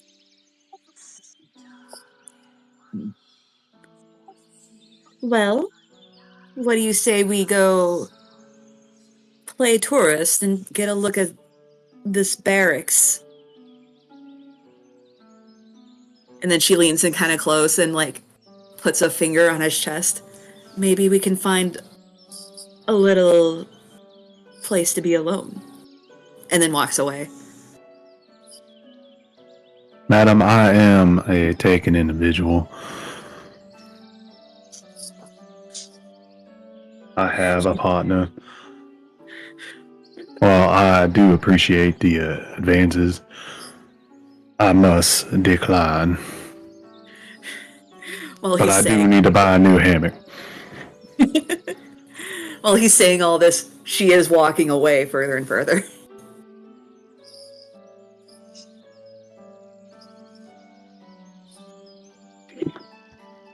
So as you, this is the barracks, or at least the one that you were told about down here. You get close to it. From the outside, it doesn't look anything different other than the architecture matches. It's not been militarized, I will say. However, you do see that there are some red banners hanging out from a window all the way down with this kind of this golden crown on it.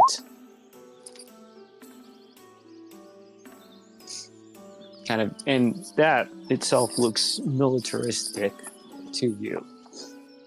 And as you approach the building, you see guards out there training, either sparring with one another, practicing first aid skills, or you see a little, what looks to be a younger group trying to practice maneuvers as they all kind of line up. And one of the older fairies, and when I say older, I'm talking more gray, white-haired fairies, ordering them about and just getting onto their case about every little thing that they mess up. And as Mary, you get right about there, you see two female guards, again, both unseelie, denoted by both their wing type color and the red armbands that cross spears, kind of indicating they're not going to let you go too much further.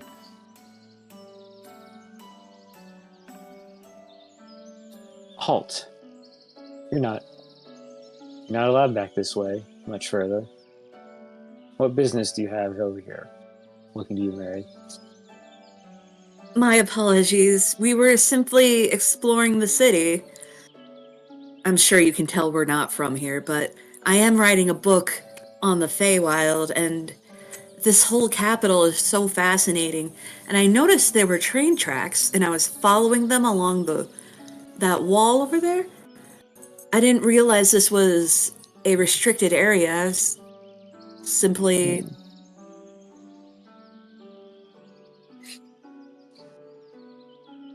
We understand your curiosity, but this has been a recently restricted area.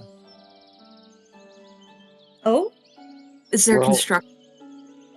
Well, training, and there is a little bit of construction going on out in the back. We just don't want anyone hurt. It'd be very unfortunate to have a guest that's so new and different to get hurt.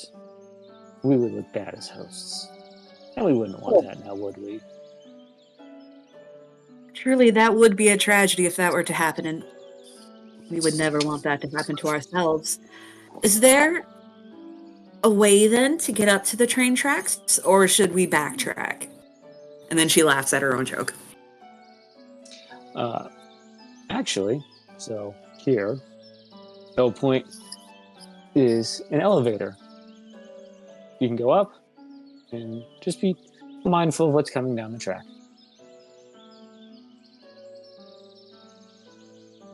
And Thank you very much. it's a one-way alley. It looks like that the building is up against the wall, but looks can be deceiving.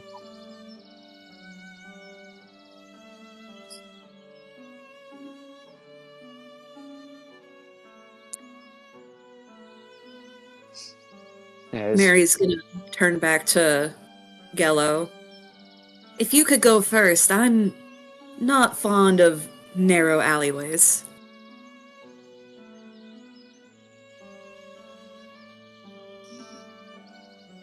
Well, all right then. Can I go through? As you approach, it's a wooden structure.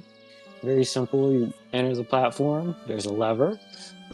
Push down, and it's going to let you up. As you see, it has ballast on a pulley system.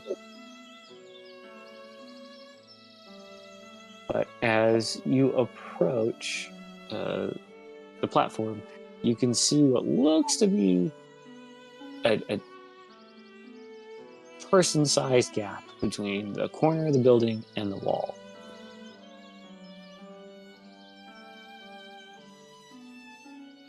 It is a tight fit, but you think, I'm pretty sure Mary could fit through there.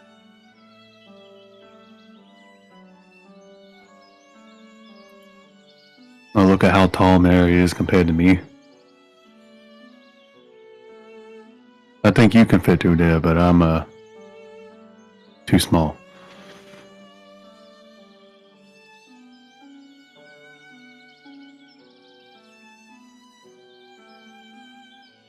Well, I'm sure we could make you fit, but Oh, I can always fit. is the guard watching us? No, they're more just scanning out. Because there's nothing, like, you can't access the building from anywhere over there, so they're not too worried about it. You're just more being on the lookout for any superior officers or similar touristy types coming that way. But no, they're not focused on you. They aren't perhaps the most well-disciplined guards either. Very noted. Very different from the guards of previous towns you visited. They're more carefree here. They're small.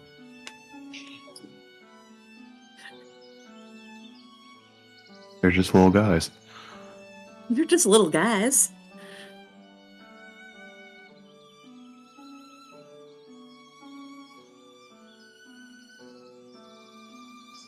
Alright, so what are you two doing? I have no idea. Elevator. I have no idea what's going on right now. Elevator, are you trying Same. to... Are we at the bottom or the top of the elevator? You're at the bottom. Okay. Elevator will go up. All right, and that narrow passage you were describing is like along over here? Yeah, I will freehand draw real quick. So... here. But it is, you are going to go in by your shoulder leading, and you're going to have to crawl around. It's a very tight fit. It would suck to get trapped in there. Where are we trying to go? Right, I was going to take the elevator. I was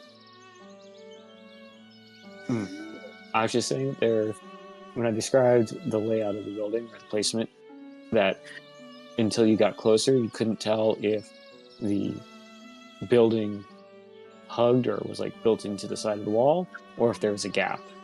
And so all I'm simply trying to communicate is there is enough of a gap that someone can fit if they want to go that way. If they don't Good want to to, it's fine. Go up the elevator, and we can go from there.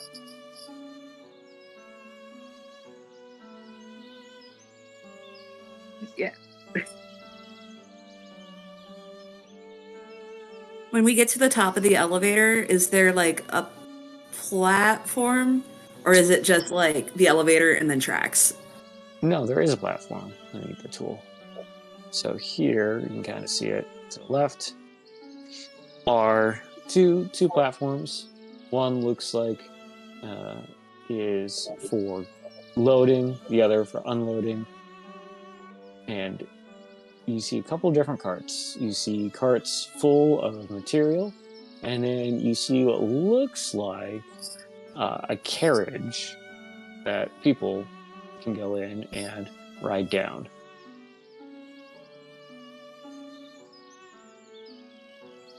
You also see that in kind of a closed up bag, I'm going to kind of ping it here, you see this rough sack of this black glassy material. I'm not sure what it is, but there is a lot of it.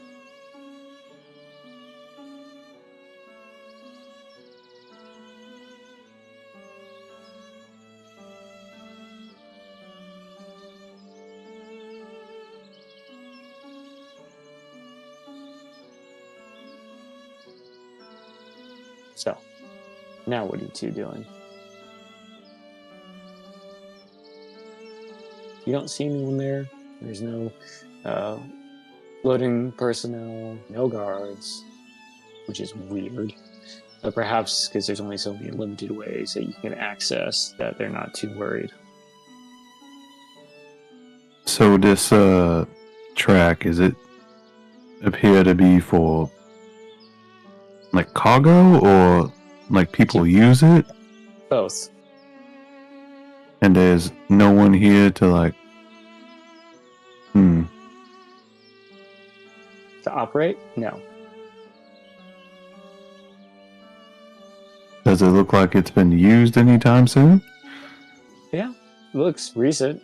I mean, you can tell there is piles of cargo, crates, one chest, a bunch of these sacks with this glass material. Doesn't look like it doesn't have like dust or anything that indicates it's been there for a long enough period. So someone or something has been moving it.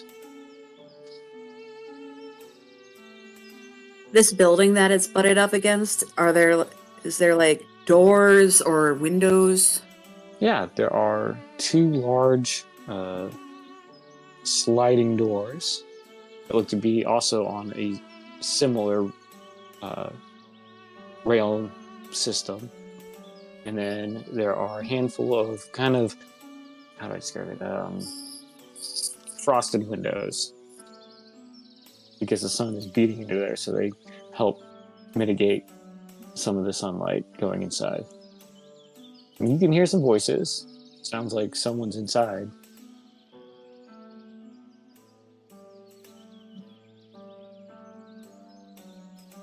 What do you two do?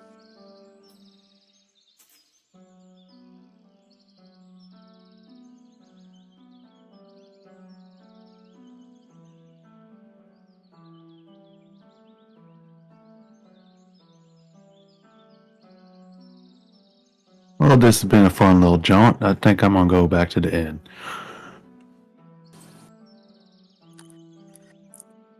Okay. So, Gil, you're on your way back to the inn. Mary. Mary's gonna follow. Okay. So as we'll pan from you all exploring the rail area, going down the elevator, past the guards that directed you there, headed back towards the inn. We'll pan to our tunnel team. who has made their way through where you think you see what seems to be a doorway at the end of the tunnel.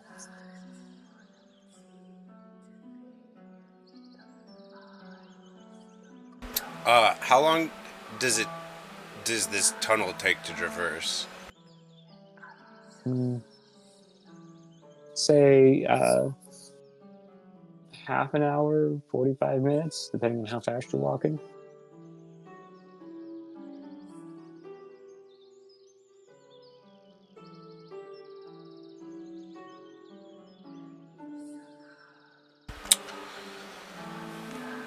I'm like, should we have waited to get to the end of the tunnel to put on invisibility?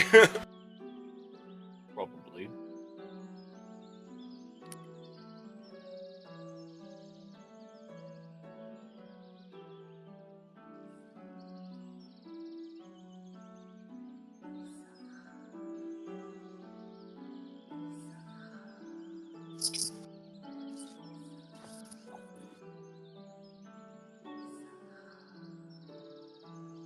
I mean, that's like just you walking it. If you are hauling butt down it, probably be there a lot faster. If that's your concern. I don't think. I come to myself. Secret tunnel. I don't think that. I think that we're still trying to be fairly sneaky, so I don't think we're hauling ass by any means. I mean, that's fair, but I mean, you're also tunnel underground, surrounded by stone. I don't know how much like people are going to hear. I guess I'm more than anything. I'm asking if we can retcon that we waited until we got towards the end of the tunnel to go invisible. Yes, yeah, that's fine. Okay, cool. I know what you're trying to do. It's fine. Appreciate it. Yeah. I'm not gonna have you waste your slot again. So, as you approach the door, you don't see that as you've gone through the tunnel, it looks like it's been unused for quite some time. No dropped items, nothing that looks fresh, like a fresh scratch or marking on it. So perhaps not a lot. Maybe only Flix knew about it. Who knows?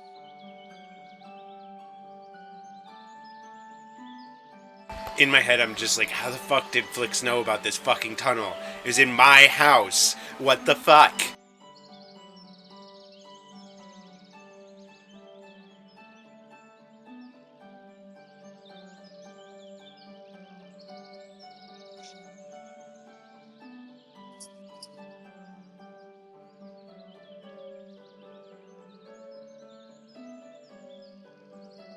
Someone want to open a door, or what is the plan here? I will get close to the door. Okay. I will listen at the door. Okay, make your perception check.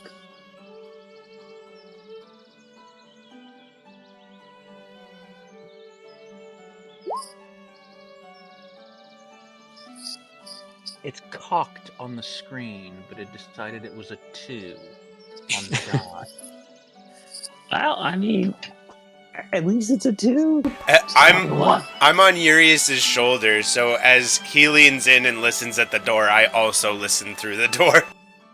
Okay, go ahead and make your own perception check.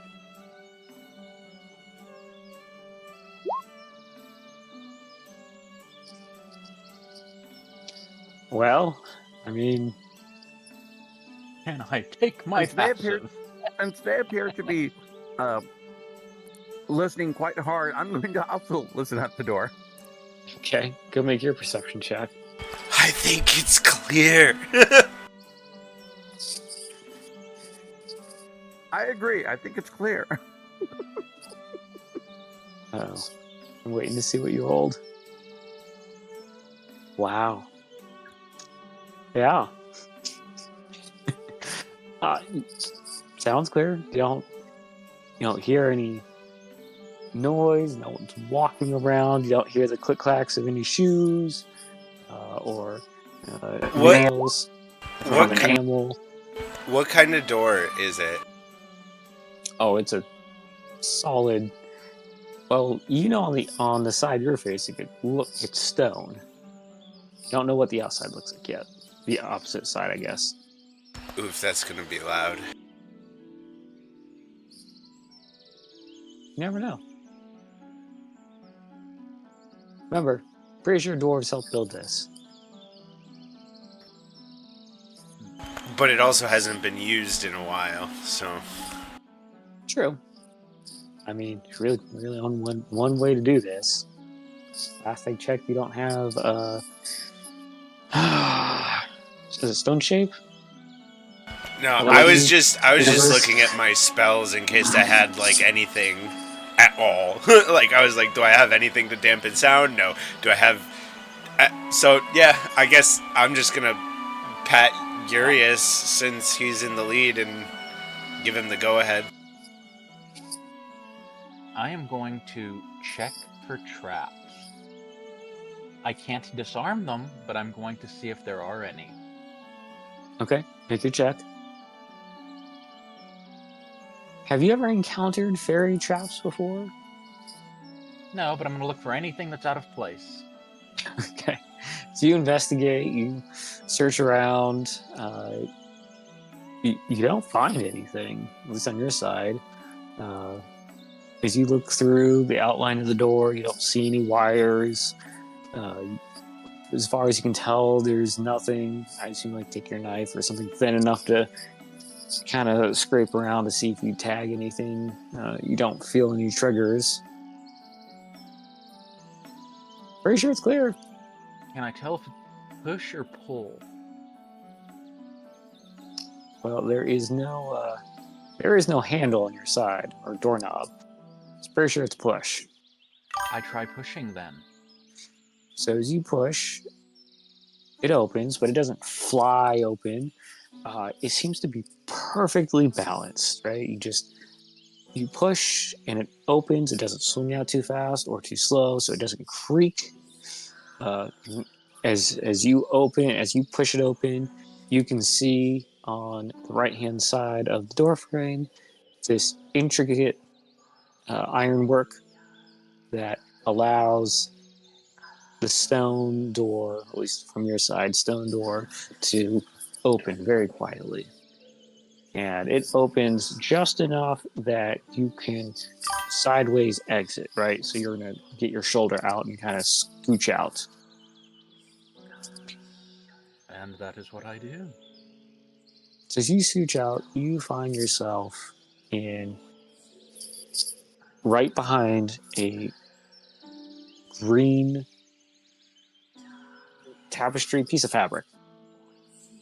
And you look down, you see this beautifully polished floor, and then this intricate woodwork all the way around. Can't see it. Let's see. You can't see most out from the fabric, but what you can tell is so far it looks clear. You see a couple of doors, but you don't see anything moving in or around the doors that you can see. So I assume you scooch out, and for just everyone's just general awareness of where you all at, you all are up here. Very top of the map.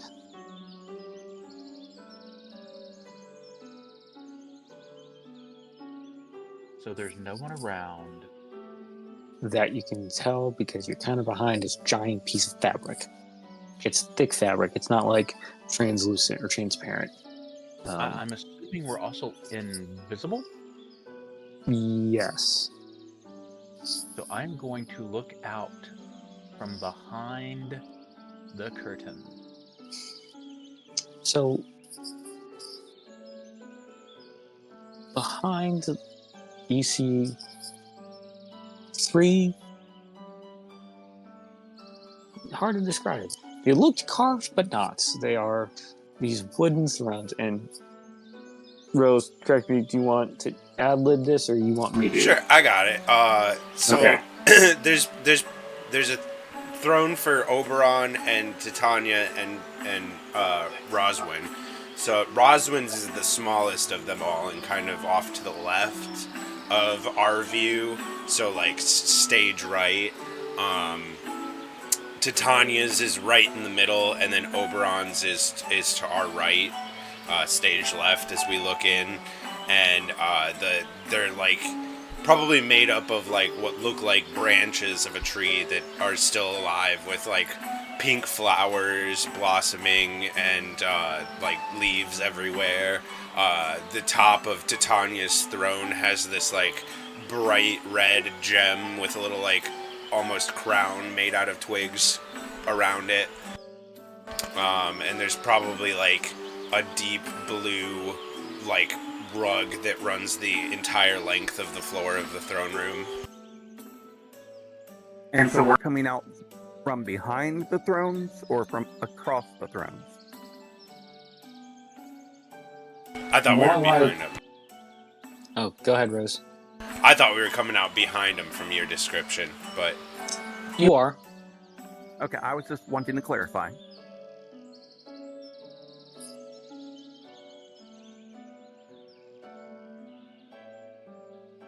I also imagine there's like, it's like pearlescent, opalescent white floor, like it reflects in like a prismatic spectrum, like marbled white columns and gold trim, just living decor everywhere. There's like grapevines and like fruit trees in little white terracotta pots.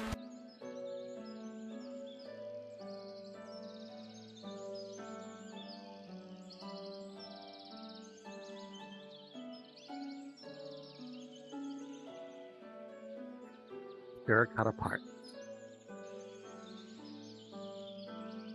Terracotta! In a very low Okay. whisper, so as only those around me can hear, I go, it's gaudy.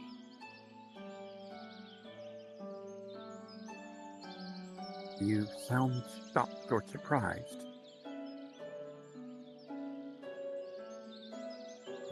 I just thought I'd point out the obvious.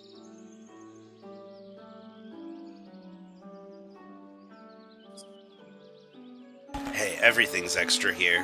Don't question it. As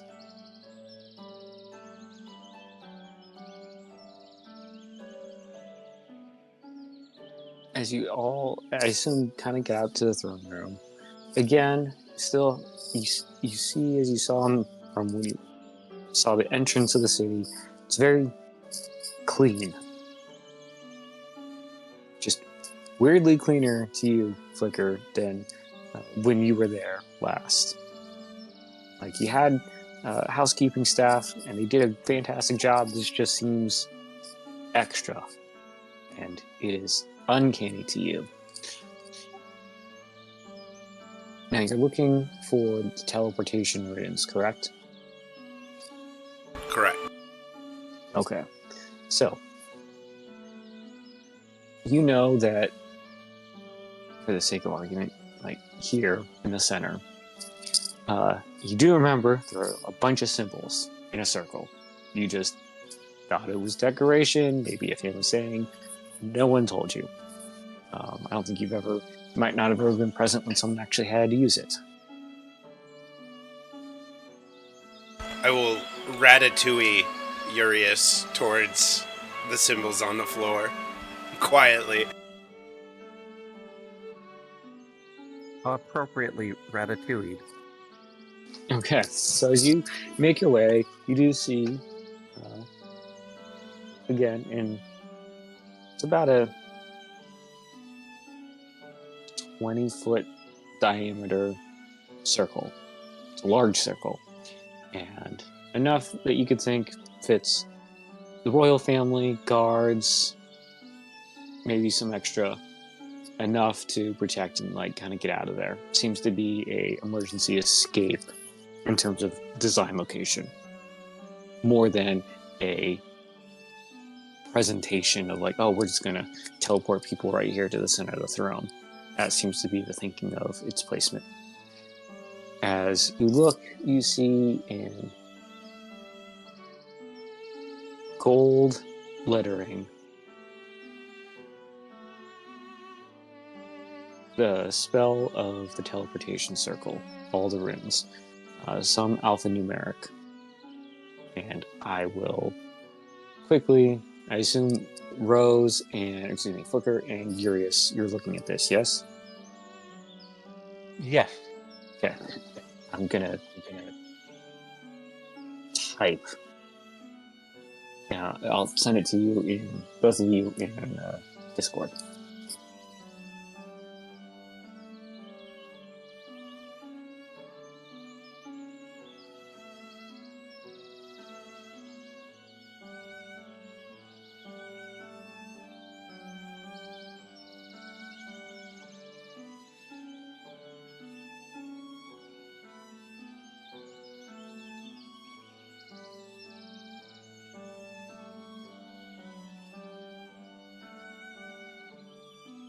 Okay, so as you are translating those runes, or just inscribing the code,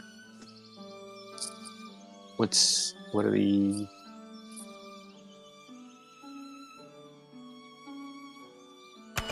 Since I don't have anything, like, logical to write on, I like, take out the book I've been reading, and I start using my pen to, like, draw it onto the back of my book. Okay. What is Whisper doing?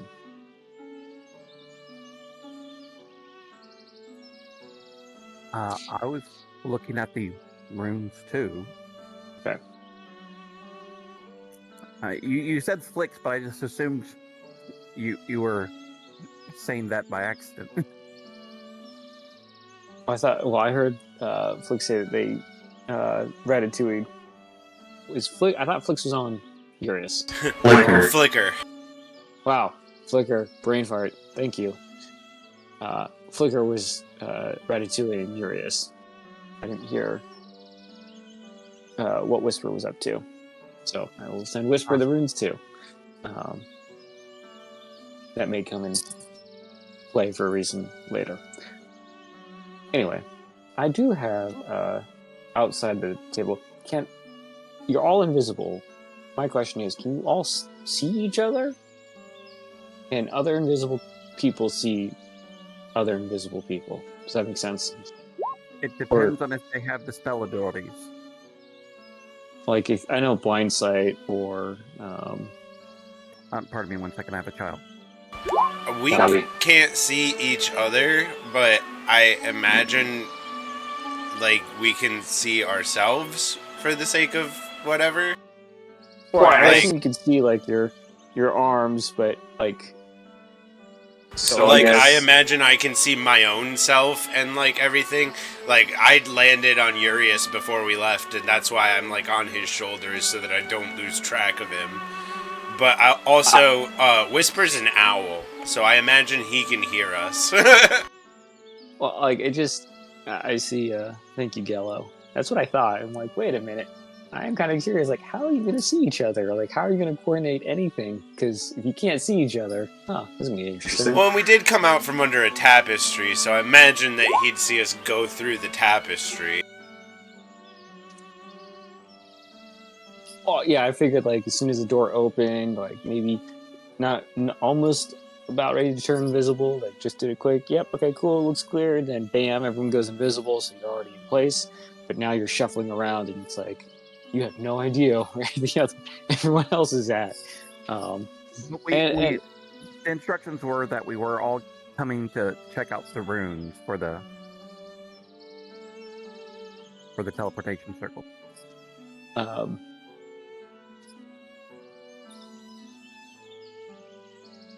So, as you transcribe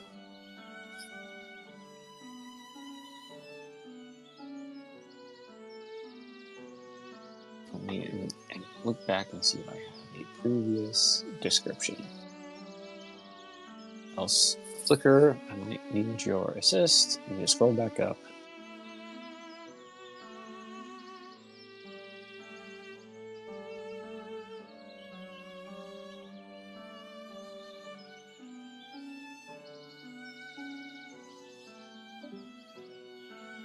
Oh, where did we lose? There we go. All right.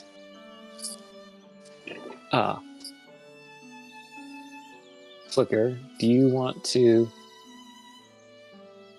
take a stab at... Hold on. I gotta check something.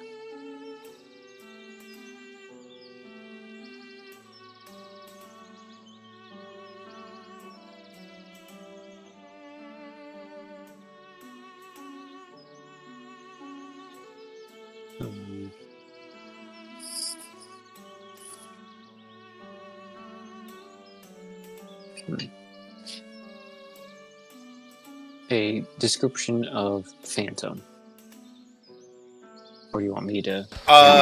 So he'd be wearing, like, one of those, like, stereotypical, like, yellow wizard hats. Like, very high, like, cowl. So, like, he has, like, almost like a scarf thing on his cloak that, like, covers the bottom, like, 2/3 of his face, so you just see his eyes that are like shaded under the brim of his hat glowing red.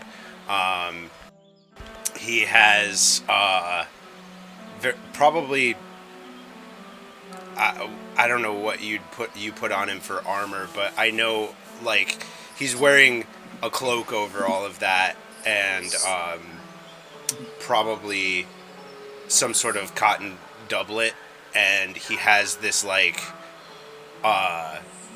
armored, like, heavily armored right leg.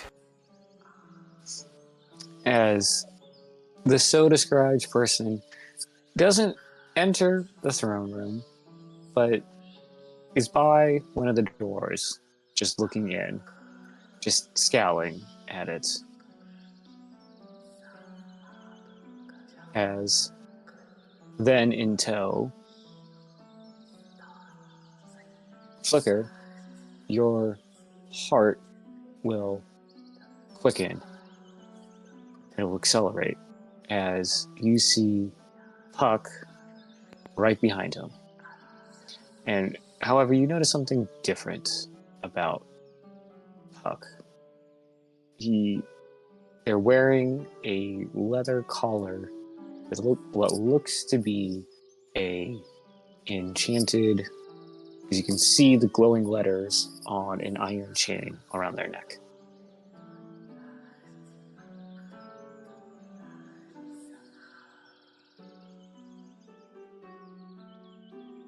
An iron chain? Mm-hmm. It's like it's not like a lead. It's just more, for lack of a better purpose, a collar, necklace. Like he's being led by Phantom? Not led. Like there is no connection. It is around their neck. But Puck seems to be following Phantom. Yes. Or at least abiding by whatever he's telling Puck to do. And you just see this depressed, distressed look on Puck. Like, you can see whatever joyful spark there used to be is not there anymore.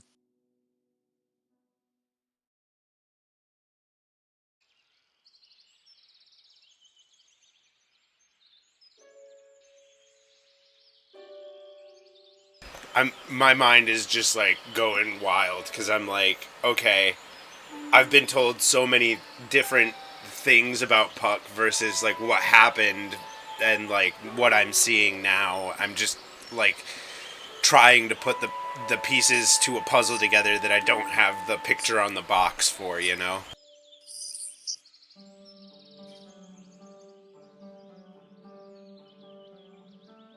And I'm constrained by a situation where I can't communicate with the party members that I'm with but I think that I'd give like a worried, like quick double tap on like Urius, like these people are trouble.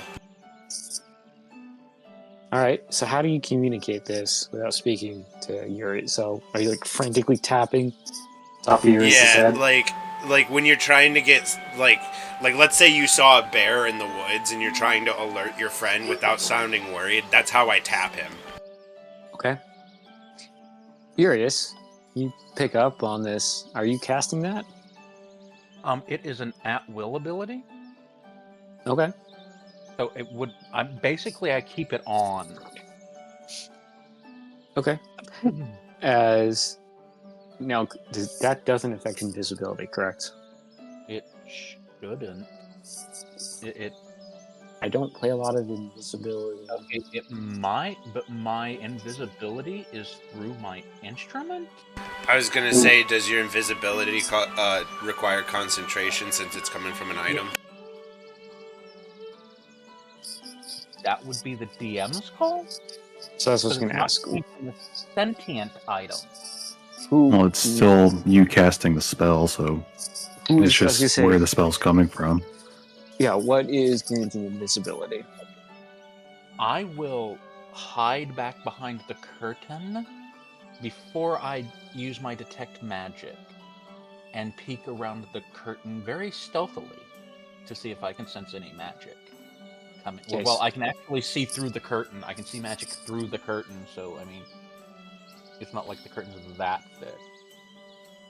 All right, so you're going to drop, so you're going to maneuver, hide behind curtain. Yeah. Drop your invisibility to then cast detect magic, correct? Yes. Okay. Go ahead and make your stealth check to hide.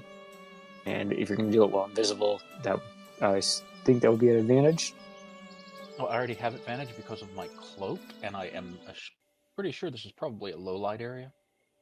It is, but still, there's always a chance. I mean, yeah. Yeah, just your black owl, green cloth, bluish color. Yeah. I mean, kind of hidden. But you're fairly confident nothing else other than you and your party mates are in that room. So as you look and then cast detect magic, your eyes just start lighting up, right? So first you see your own items, and then as you cast your gaze out to the throne room, you see the circle and the runes all glowing. You also see the thrones. It's not bright, but it's not dull. Like, there is magic in there. Not quite sure what, though. And then as you pan to the door where Phantom and Puck are, you see armor, weapons, the collar.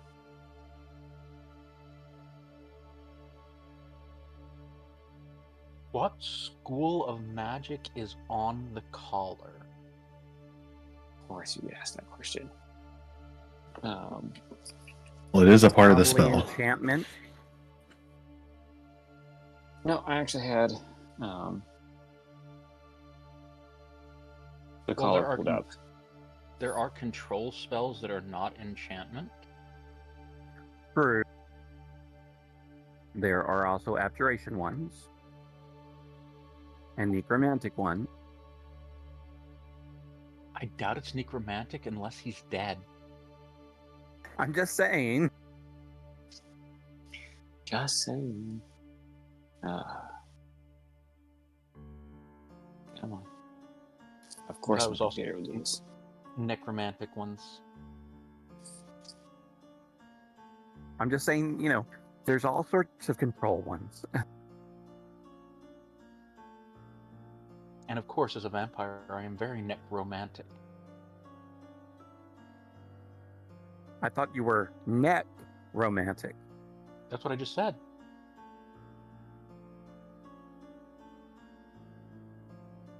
I just had to put the emphasis on the neck part.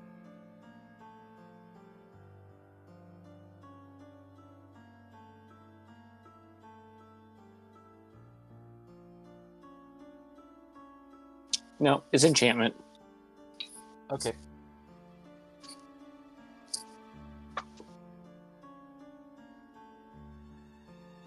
I try to pantomime that with my hand to Flicker, who I'm sure I can still feel on my shoulder. Wait. Hold on. I thought Flicker was on Urius. I am Oh, Urius. Urius You've is been Yeah. talking okay. to Urius. You've been talking to Urius. Did you think it was me? No. Yes. Yes. It's okay. I'm like, wait a It's okay. minute. Too many.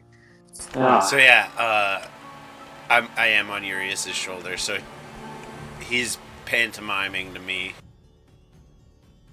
Whisper is officially changing his name to not Urius. I'm sorry, Whisper. Wrong sister. The other Whisper.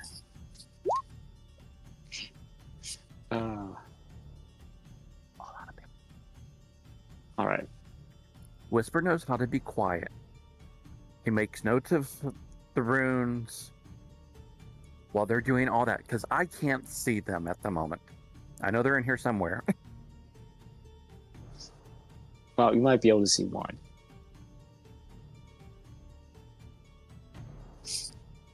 But anyway, So what is Whisper doing? Right. So I assume you're out somewhere in the throne room. well, after making note of the runes, I will likely move back over to the secret passage and send information to the others.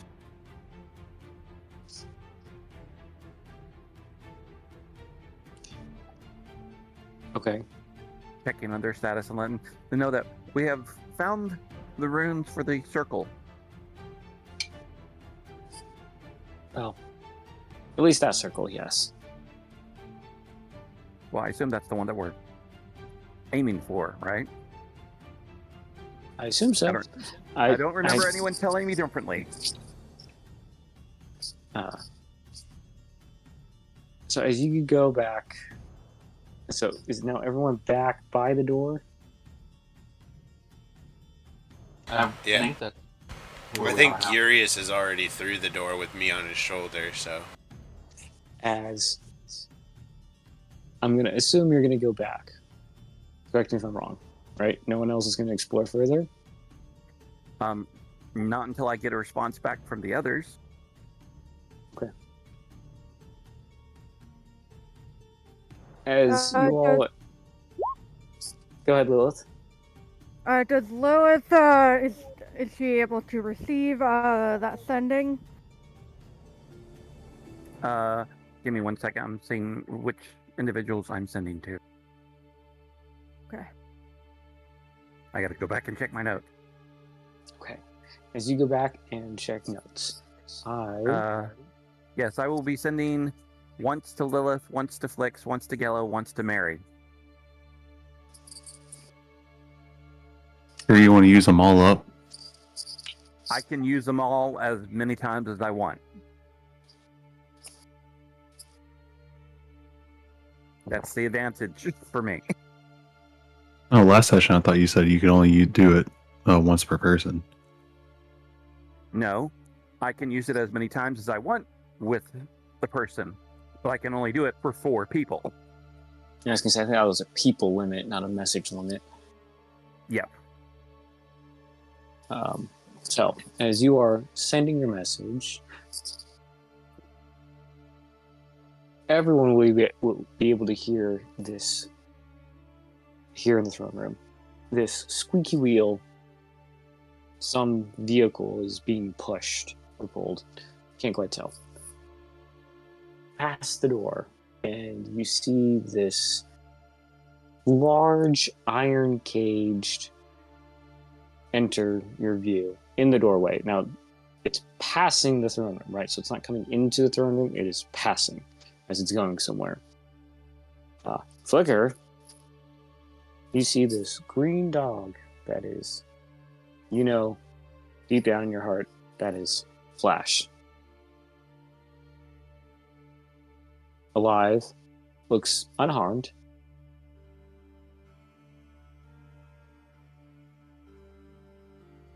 And Flash, as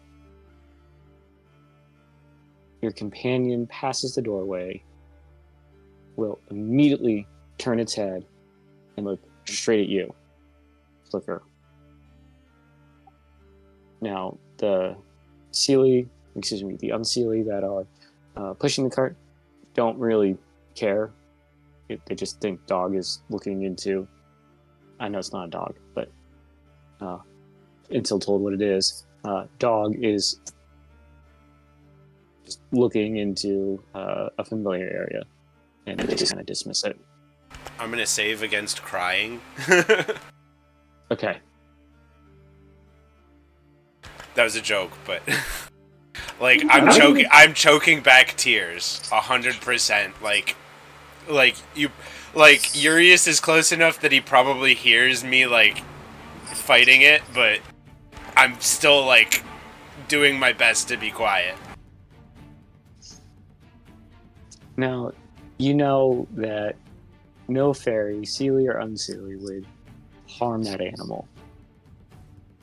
While it saddens you that it's not out and about like it usually is, you know it's at least still alive. Looks, cared for.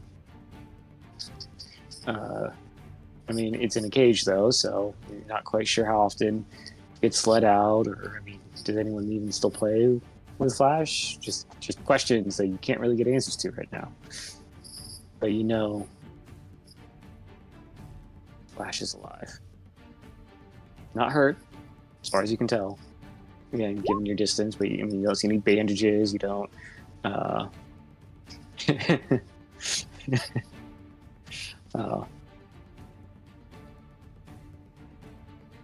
you don't see any injuries, so you take comfort in that. But the fact that Flash isn't just looking into the throne room, I think you would know that Flash is really looking at you and knows. Doesn't make a noise though. We've acknowledged each other. We did that thing where like I pointed at my eyes and I pointed at him and he saw me and I saw him. And he knows better to make a noise because he knows this is not a good situation. Am I getting any responses from those I've sent to? They're in the middle of a conversation. But I'm working on sending you a whisper while Rose and Doug are role-playing.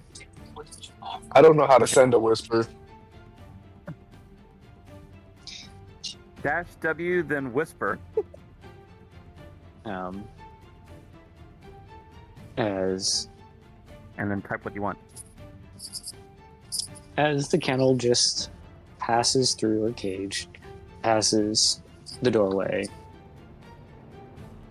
the moment has passed as Phantom, Puck, and some unseelie handlers pass the doorway. And then one seelie cleaning up what looks to be Flash tube remnants.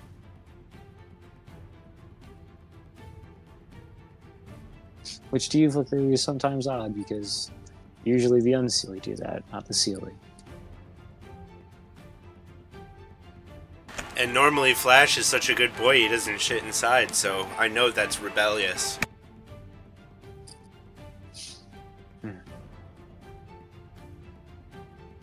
So, Flicker, Yuri's whisper answers to questions, but now more questions that you can't get answers to.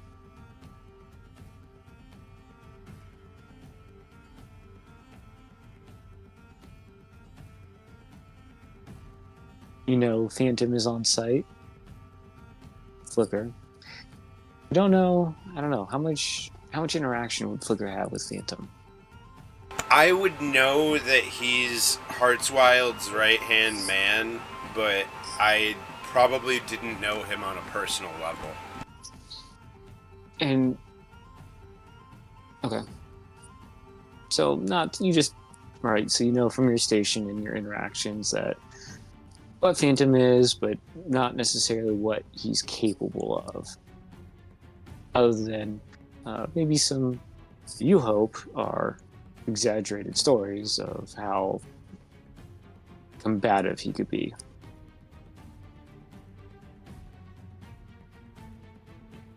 I mean, the Never the man's last name is Darkness, so.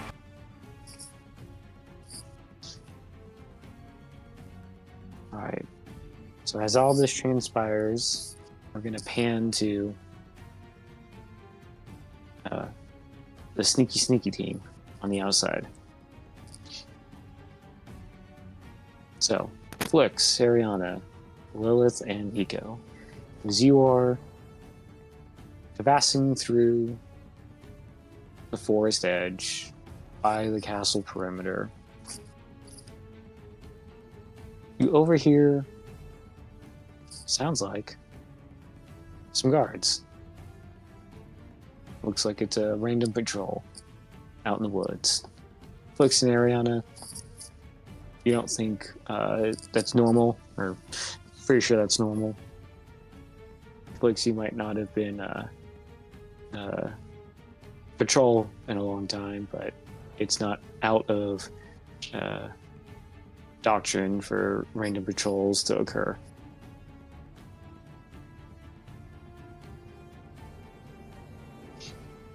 What do you all do? I'd say try to duck out of sight and hide.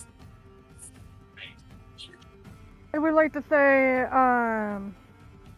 like it's just, Lilith is just staying pretty close to the ground, just like kind of like sitting down.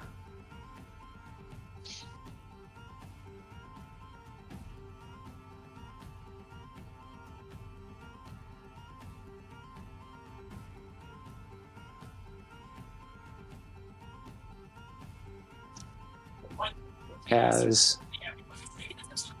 the patrol, they don't. Flix, you can tell that they're new, or at least they're new to this. They are very laissez-faire, carefree. They don't seem to be really disciplined into this. You also don't see any senior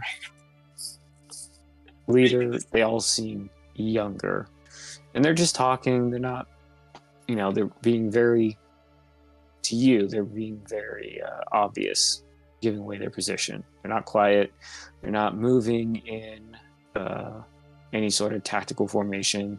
They're just like 2 by 2, just instead of the spears out at the ready, they're more like a fishing pole, just kind of being carried on their shoulder.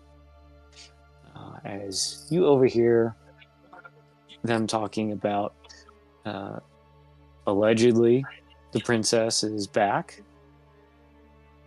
Something about the trees informed someone at the gates. And then the one in the front kind of pokes at the guard in the back. And he says, "Didn't you have an old captain? He hasn't come back, right? We haven't." Flix was his name, right? Are you still looking for him? As he looks to this younger guard in the back.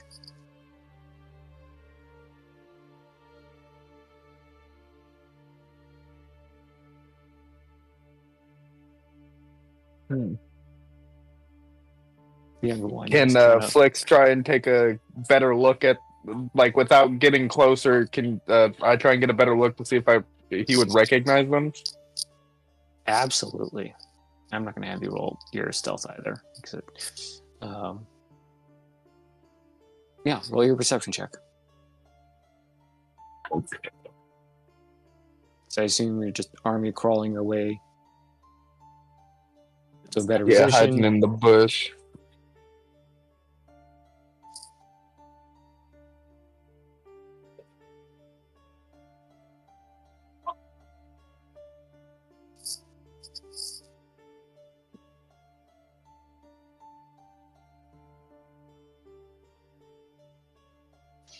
Did that roll send? I don't see it, but I will trust you if you tell me whatever you rolled. A 10. So you recognize him. Can't remember her name, but you're pretty sure that was because of your station being a captain. You usually get new recruits or like a graduated your version of basic, but you're they're there to basically be your admin assistant, right? Your gopher. Get you food, drink, while the military figures out what they're going to do with all these people. They've trained them, so they'll give them certain assignments while they figure out who really needs to go where. Not as well organized as other militaries that you have encountered. And you know that whoever is in charge of either training or running the barracks has a lack of discipline, or they just don't care. Or maybe they think that there is nothing out there and they don't have to worry about anyone sneaking up on them. I'm not sure why, though. Right? To you, it just doesn't, it seems unnatural how laissez-faire they are going on their patrol out here. Like, you are just absolutely probably disgusted at, although they're considered the enemy, right? Still, in some aspects, a brother in arms. And you're just kind of in shock about it. But yes, you recognize that guy he worked for me. I don't remember their name, but you pretty sure he's a good person. Urius?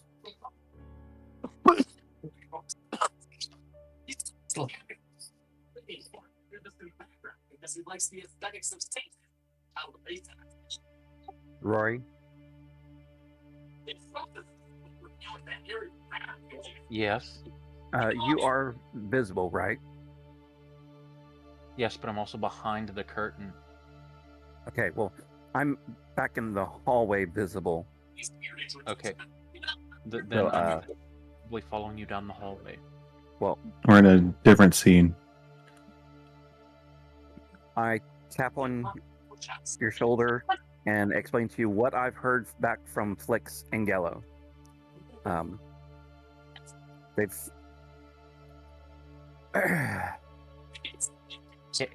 apparently Can you send there's it in a message? Yes, I can. Saying it out I'll loud? send it to you. Yeah. All right. We'll come back to this ending when we get back to you all. So we'll reframe back at Flix. Excuse me. Yeah, I got it right this time. Flix. Ah. Yeah. Although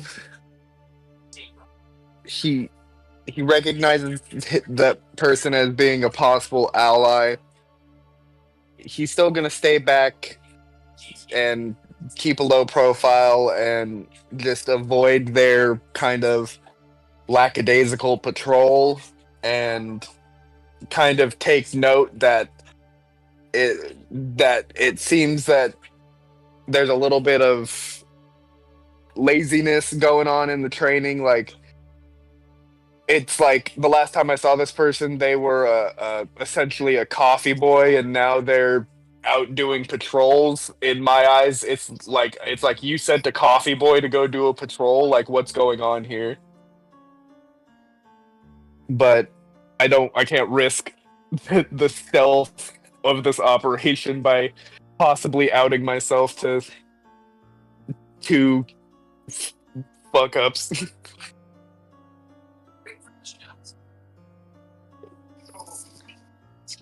Okay.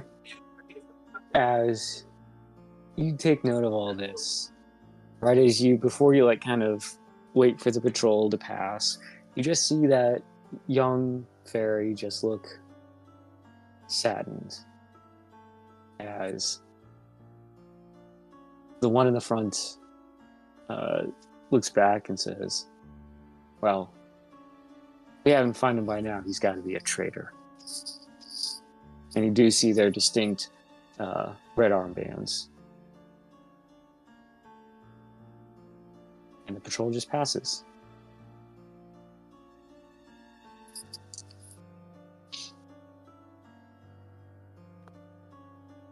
As Are they far away enough from earshot? yeah, they're not like walking super slow or fast, just a standard pace, but they really aren't paying attention. So it's not a good time to talk even in a whisper. No, you can. I'm saying that they're just talking loud. They're not going to hear you, and they're not looking either. Whisper just look. Lilith. Sorry, my brain. Lilith looks over to Flicker, and in a hushed voice, you can see it's like something. He's thinking of something, and she can like, hey, are you okay?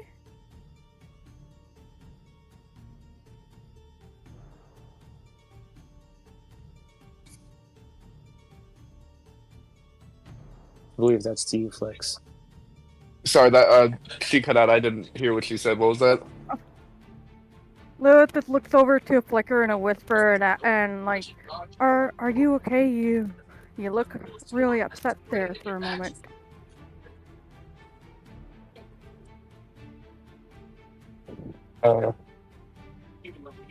Yeah, just though that patrol was they must have been new, and they weren't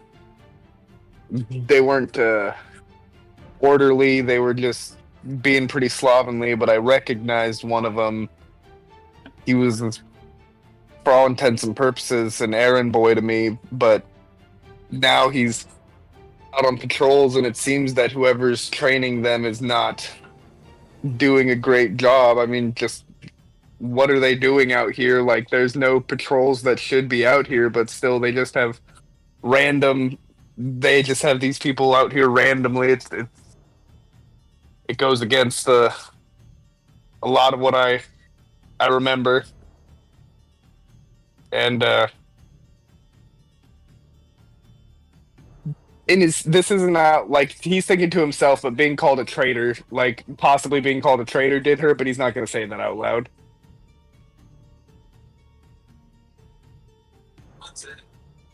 Plans go correctly, you can whip them back into shape.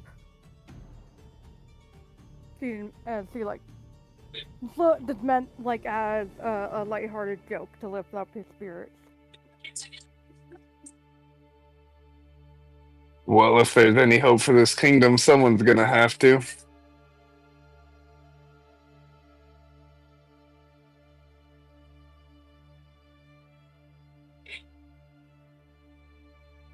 Has Lilith has received the sending yet, has she? I would assume by this point, yes, you've received it. Okay. What was communicated again, so I can sort it out word by word? I don't know. You have to be on the sender to either just send you a direct message. It was typed in chat. Was it? Oh. Yeah. You should have received a whisper from Whisper. Oh, I won't see Oh, it. there it is. I won't see it, which is kind of cool and also slightly terrifying. What are the players concocting now? Over the table question with the sending spell. After we've responded, and if we get a response back, am I able to respond to that as well, or is it just like kind of like unless another instance of the spell is cast, that's the end of the conversation? If he's sending you a response to your response, that is another cast of the spell. Okay. Yeah, they send a message, you can respond. That's one cast.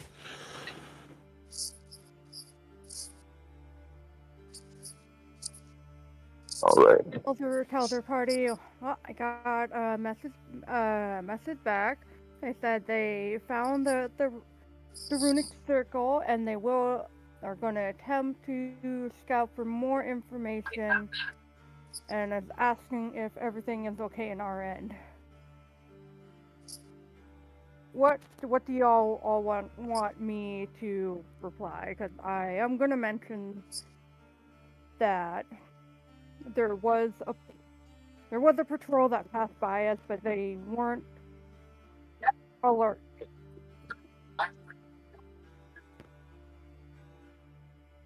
Saw a patrol, wasn't noticed. Found a weakness, unless that was already communicated.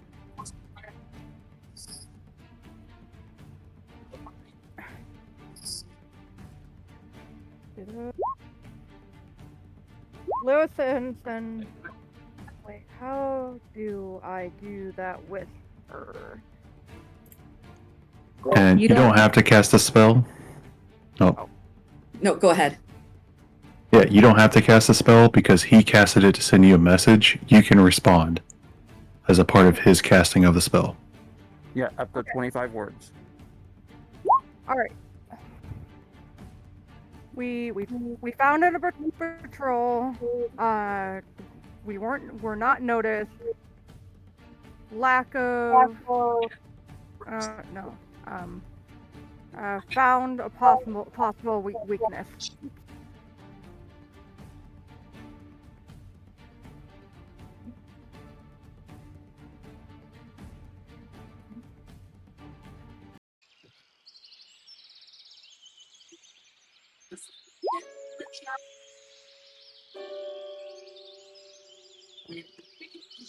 And we are on our best alert. Yeah.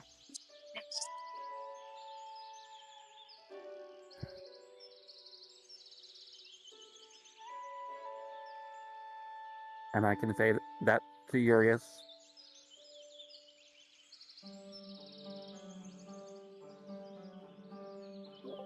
Got it. And I imagine at this point we're far enough down the hall that like we're out of earshot from anyone in the throne room, and I will communicate what I saw to the two with me.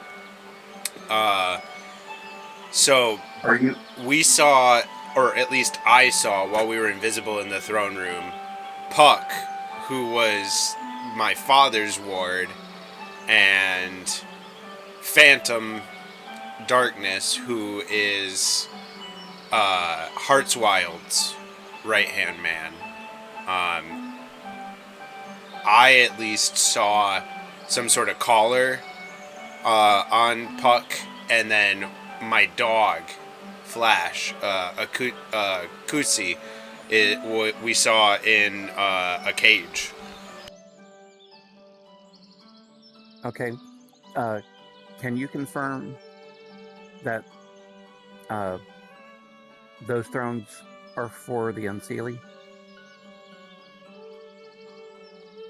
The thrones? They were originally the thrones that my family sat on.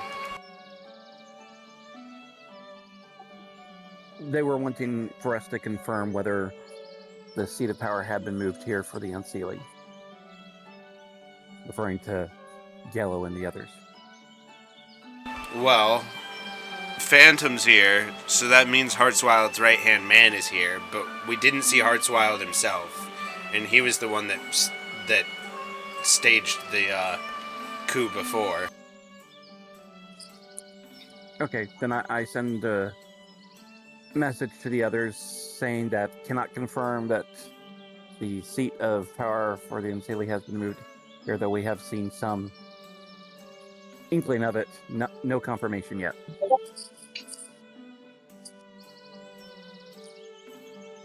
Should we attempt to risk it and investigate further just to confirm that they're here?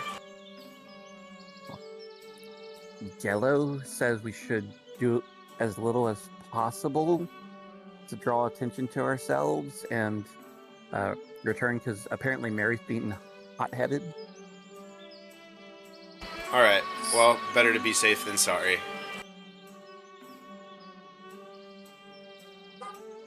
I mean,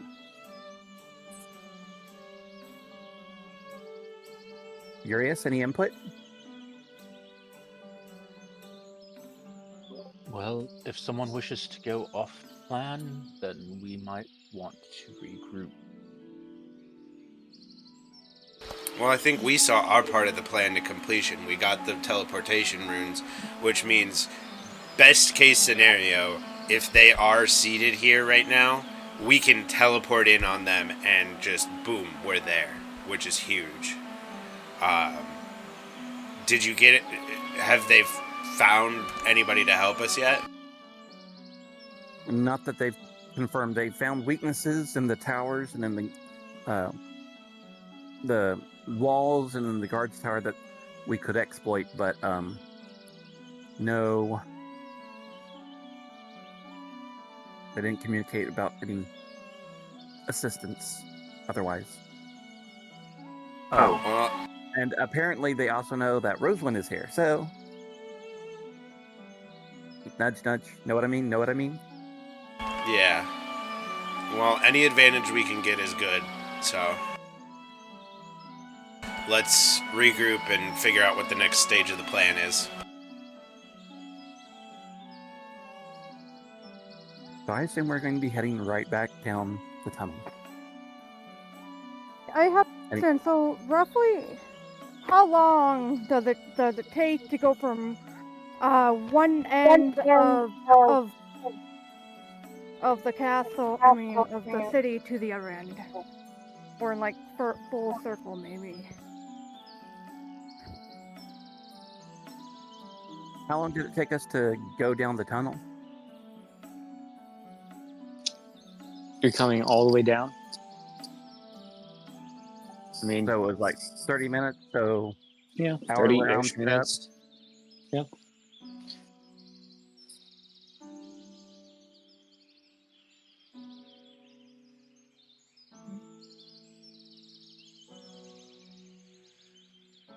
So probably Well, 2 me hours and my to go. party.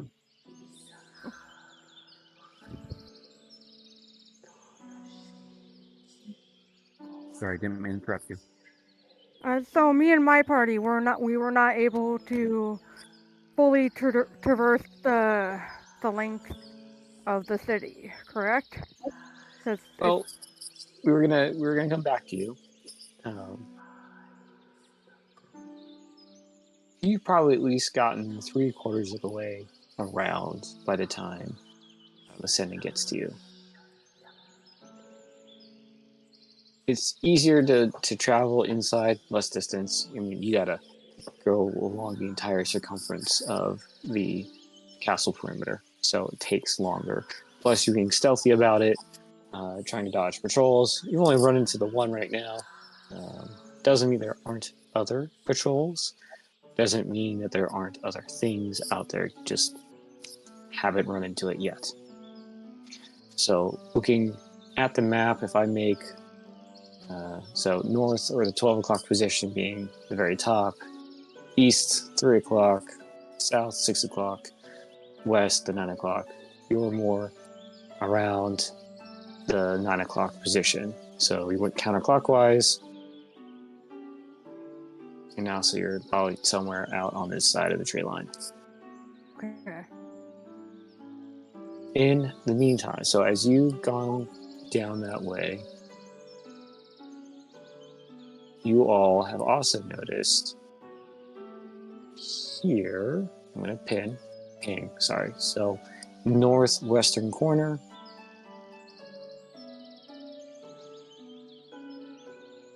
yep, kind of by that tower.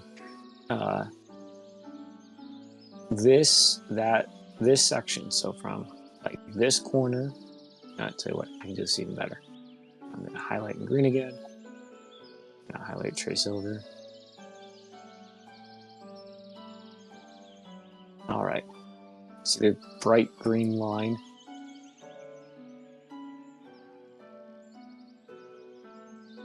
Yes? Yes, see the bright green line. So, everyone in that, so Lilith, Flix, Ariana, and Nico's party will know that has severely weathered compared to the rest of the wall that you have discovered.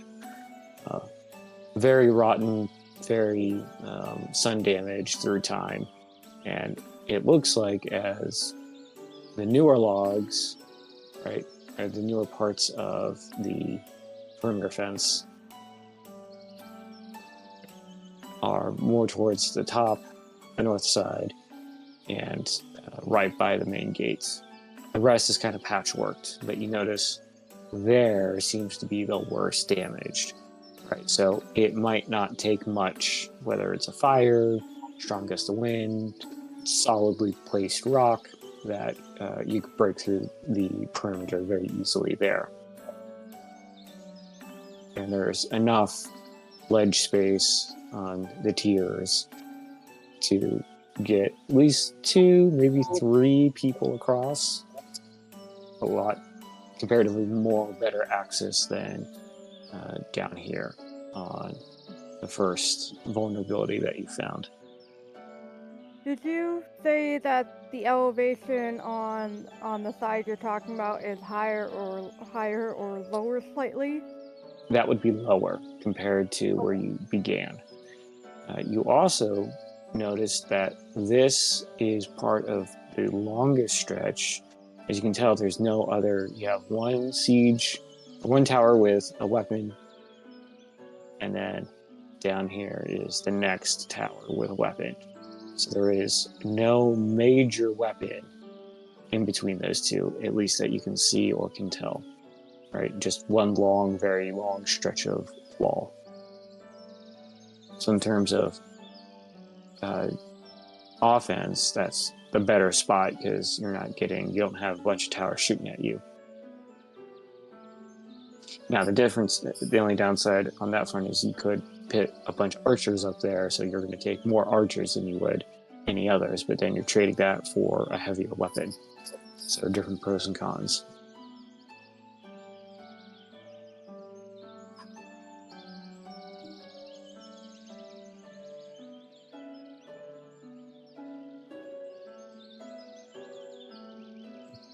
Team, okay, I know we're probably gonna discuss more about this later, but we got a few options in how we can break into a weak point in this wall. I'm pretty sure Flicker would like to avoid fire, anything like fire, because that will potentially spread to harm her people. Considering it's a lot of wood structures, yeah, fire would either be a terrible or a great weapon. Depends on how you look at it.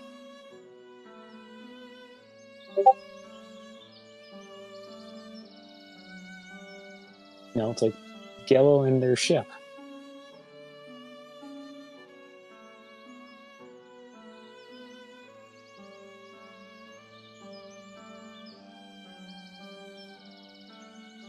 You know what?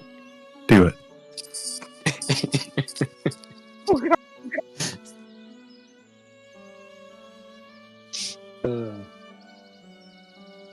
All right. We're coming up for it. We'll roleplay for a little bit. I do plan on kind of concluding around 11. Back to Mary and Yellow. You've gone back to your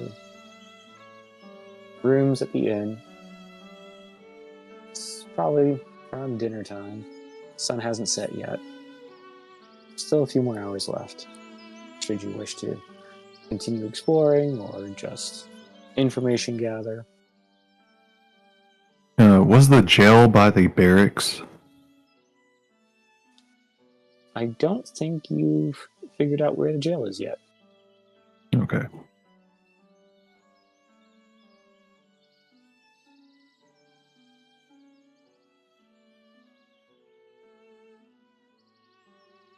And how long did you say it was till sundown? Oh, 3 hours at least. I want to Plenty of look time out to go. I look out the window. Well, suppose we should go find it then, huh?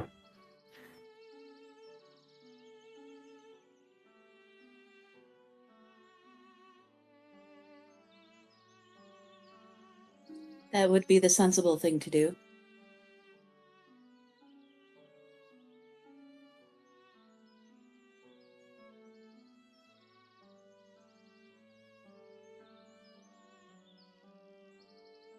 So down to the dining area of the inn.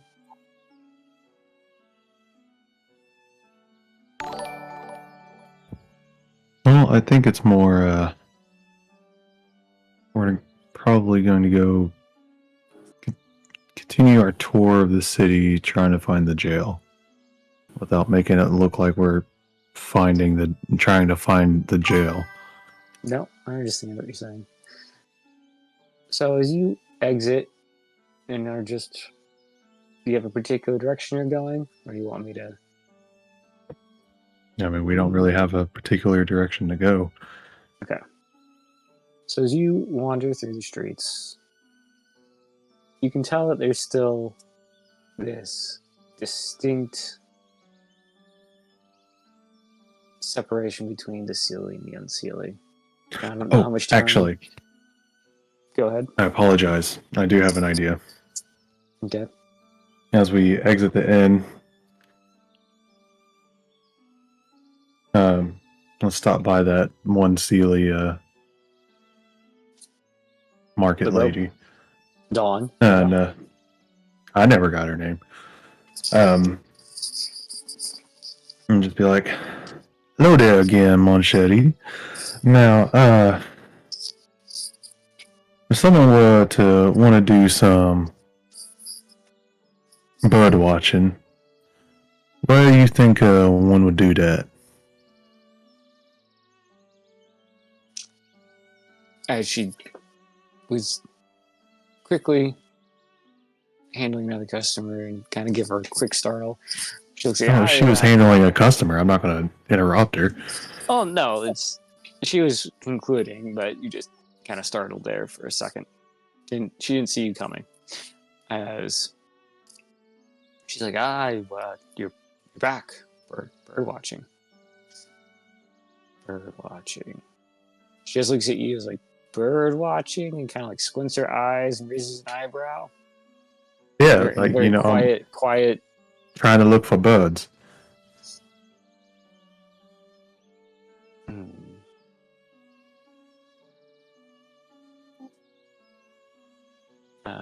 She'll motion up to this.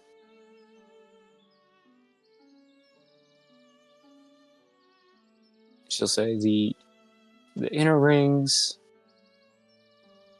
kind of ramparts. Anyone's allowed up on the ramparts, just not on the weapon platform.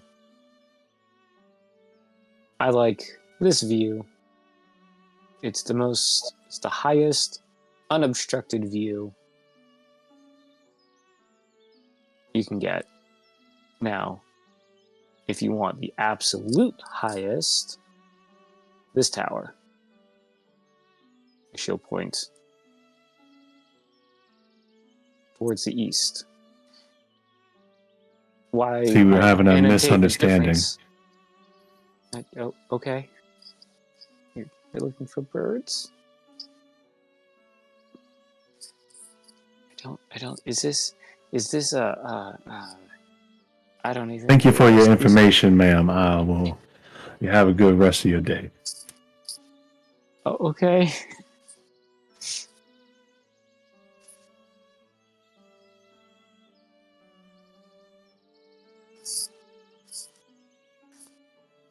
I was gonna go find Mary. We'll just assume Mary's there with you.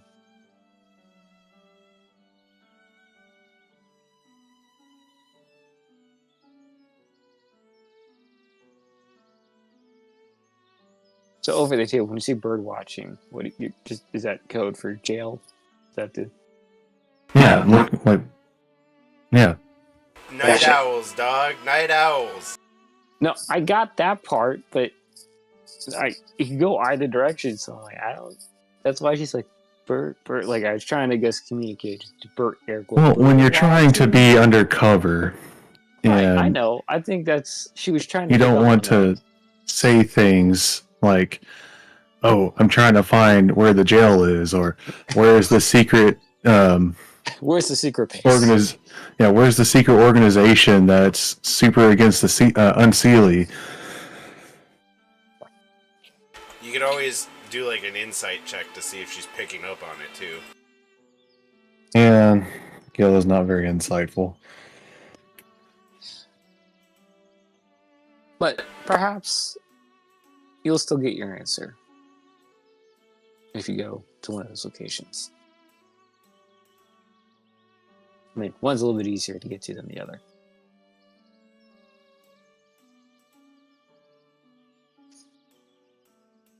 One of them looks like a weapons platform that we were told not to go onto. I mean, yeah, you're told not to. Doesn't mean you can't.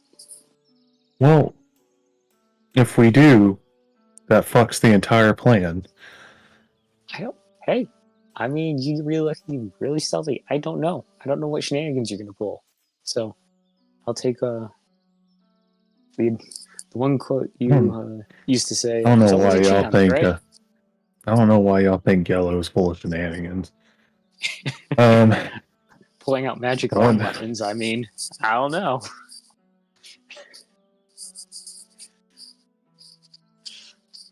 I mean, Mary was the one taking the lead here, so I don't skip my turn. Okay, we can always come back. Mary's not going to be back until next session. Well, what do you think Mary would do? Everything we talked about, burn the place to the ground. I mean, Gallo's not for that. yeah, we could start the fire. Gallo made a plan. Gallo's following that plan to the letter. Okay, then follow your plan.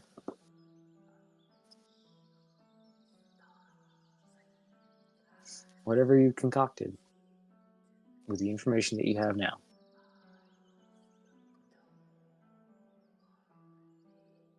You can go continue searching for the jail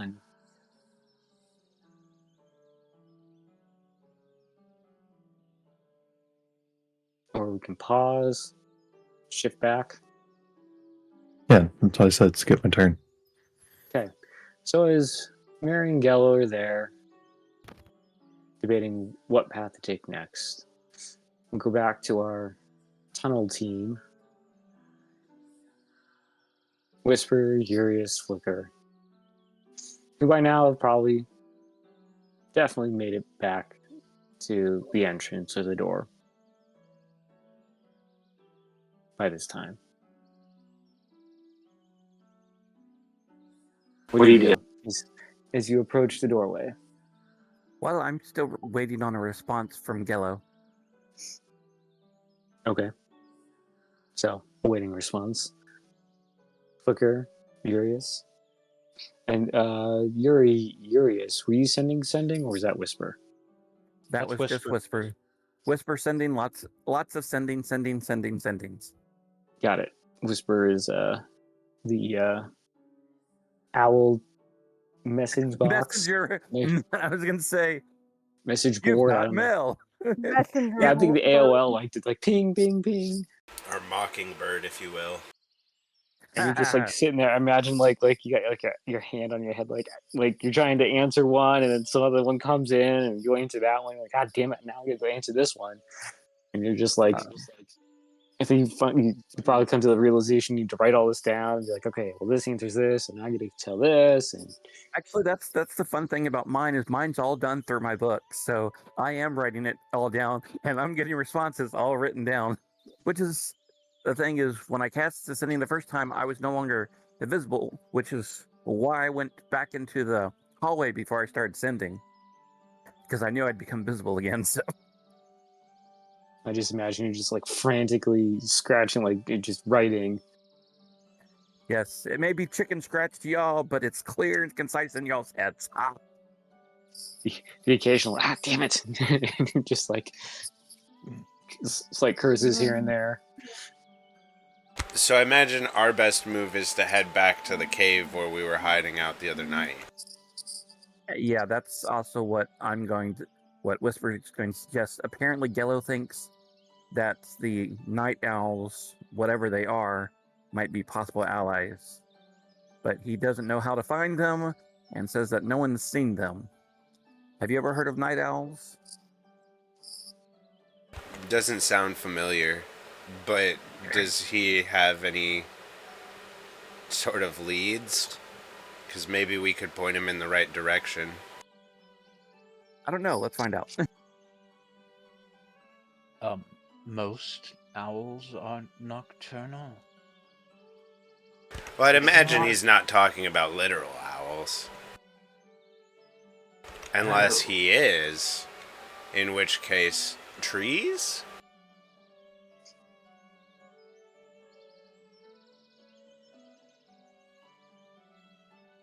I've met a few talking owls. I don't know. I mean, you're standing next to one. Very true. Very real. Very demure. I remember hearing a story about one that sent a little fairy boy on an adventure with a sword. Funny, I remember that one too, but he was supposed to be an old wise owl. Or sage, actually, I think is what he called himself.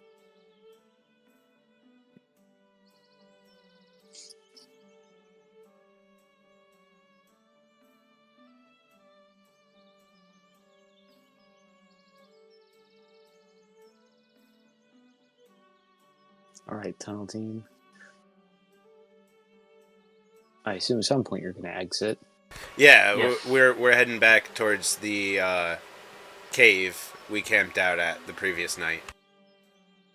Okay.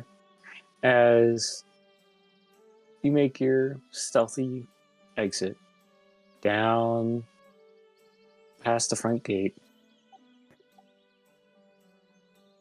you see that back to where the field of flowers are, you do know, Flicker, that you can see some of them do glow.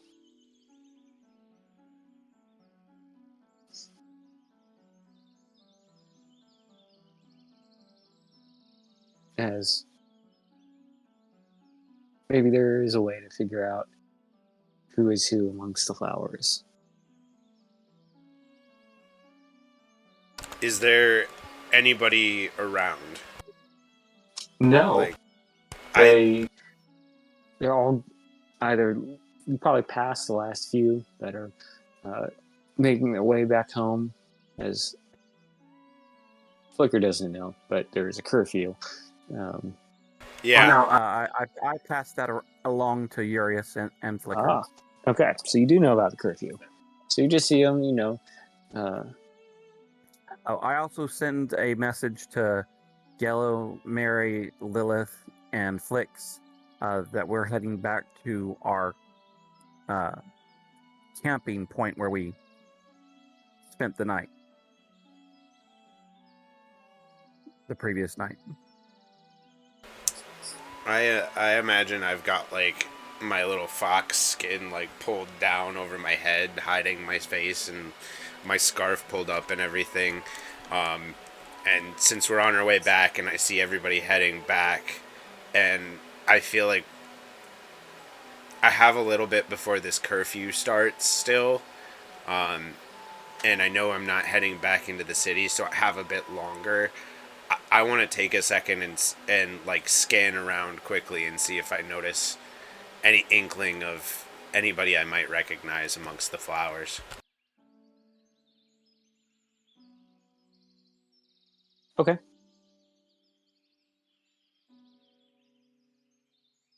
I'm not going to be out here past their curfew that they've got set in town. I'll like make sure that I head back to our cave before then, but I finally feel like I have a second to look around, you know? Okay. As you look around, you get a sense that the colors represented on the flowers usually associate with whatever that fairy, like a combination of what the fairy would be wearing, or like the color they're most commonly seen in. I mean, like some fairies prefer they wear all orange, uh, and as you start looking at the different patterns, you can tell. Okay, you can tell. Like, okay, maybe sometimes it's like a hair and like their favorite color. Maybe they're a little bit of their personalities weaved in there. So maybe there's some black spots, or they're a darker color hued orange instead of a brighter orange. Like it starts making sense to you, just how the flowers developed. As you look, make a perception check.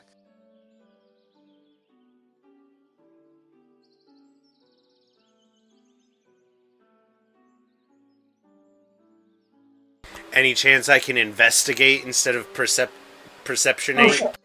Yeah, investigation's fine. I'm much better at those. But I still rolled like shit. Well, despite your roll, as you're respectfully kind of traipsing through the flowers, through the field, you come across this dark navy blue flower. White lines down it with splashes of this bright green. And it just feels familiar to you. Not family, but perhaps a friend that you interacted with in the court. Just can't put a name on it. But you swear you've seen that color. The white, you feel confident, is the hair. Blue is probably the color they most dressed in, that you always saw them in. The green though might be the key. You just can't put your finger on it. Just...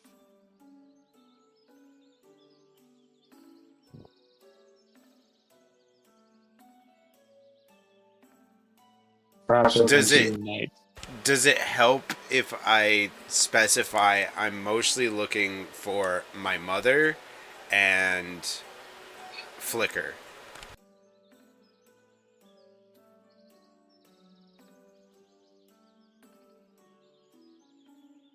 As you look around, given your mother's status and the clothes, you feel like you would immediately recognize her flower, and you don't see it here. Flickers, though, scan. There's a lot, but you don't see the right combinations. Right, you get maybe one or two of the colors together, but the third or fourth or even maybe a fifth color, it doesn't make sense for Flicker. Yeah, with my role in what you've said, I'm sure that like my thoughts are like, am I just like not good enough? Like, do I not know the people I care about enough? Like, I know I recognize this one, but I don't know who it is. Like in my head, I'm like, what is wrong with me? Like, why did I not? Why was I not better? Like, why did this happen? But as like I've spent my time doing this, and I know that like the curfew's gonna be coming in soon, I'll start heading back to the cave. Just thoughts racing after everything we've seen today.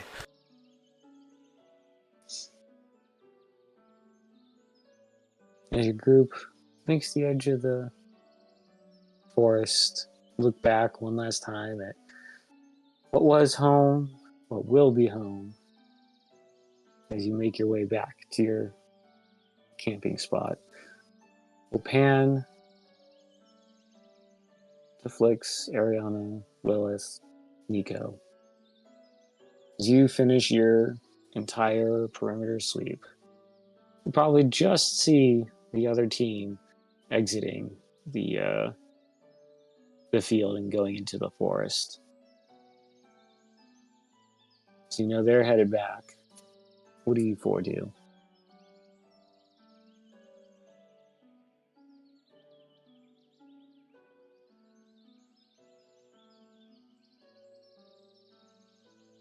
I mean, I assume you head back. Are you just gonna kind of follow in suit? Yeah, Lilith is just gonna look to her friends and just motion, just like, come, let's return back, turn back to camp. Meet Yeah, up let's head for back. everything again. Okay. So as you're about, I don't know, 20 minutes, 30 minutes behind Flicker, Urius, and Whisper's party.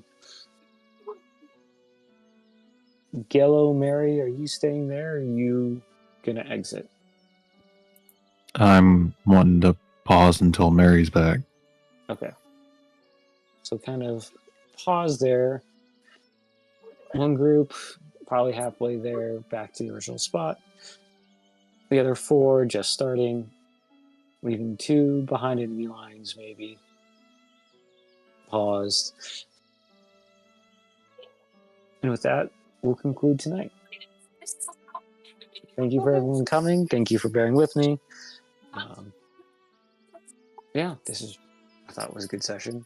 Lots of roleplay, and I love it. There was a lot of good stuff for sure. Thanks for game time. Yep. Thanks for game night. Thank you. Thank you for coming. I will get the name straight. It's been a month. Worst case scenario, when you catch yourself getting it wrong, just go wrong sister, you know? The other sister. Yeah. Let me know if I need to prep for anything specific, because you're going to try and do something squirrely. So you must be semi-prepared, but I'm not the one to take advantage of that. I will play it as is, so I'm not going to go, I'm going to come up with the perfect counter. I'm going to take it as, yep, I was caught unprepared, so yeah, this is going to happen. I mean, we have unlimited sendings via Whisper, so I don't see why we wouldn't be able to plan. Yeah, I can relate information from one to the next. Yeah, just around the context of what we know at the moment, you know? Yeah, and it looks like we'll be trying to contact the night owls, since apparently they show up to save people, according to Gello. Yeah, did you communicate it all to me that they're near the jail or whatever? Would I... Yes, I communicate that to Urius as well. So, me jail at night. Me being from the area, would I be able to direct towards a jail? So that when Mary is back, they have some direction. You would know where the jail is. Flix would know. I think Flix would know too. Ariana probably. So I'm sure we'd convey that information to Whisper so that Mary and Gello know where to look for these people. And I would communicate it to Gello and Mary.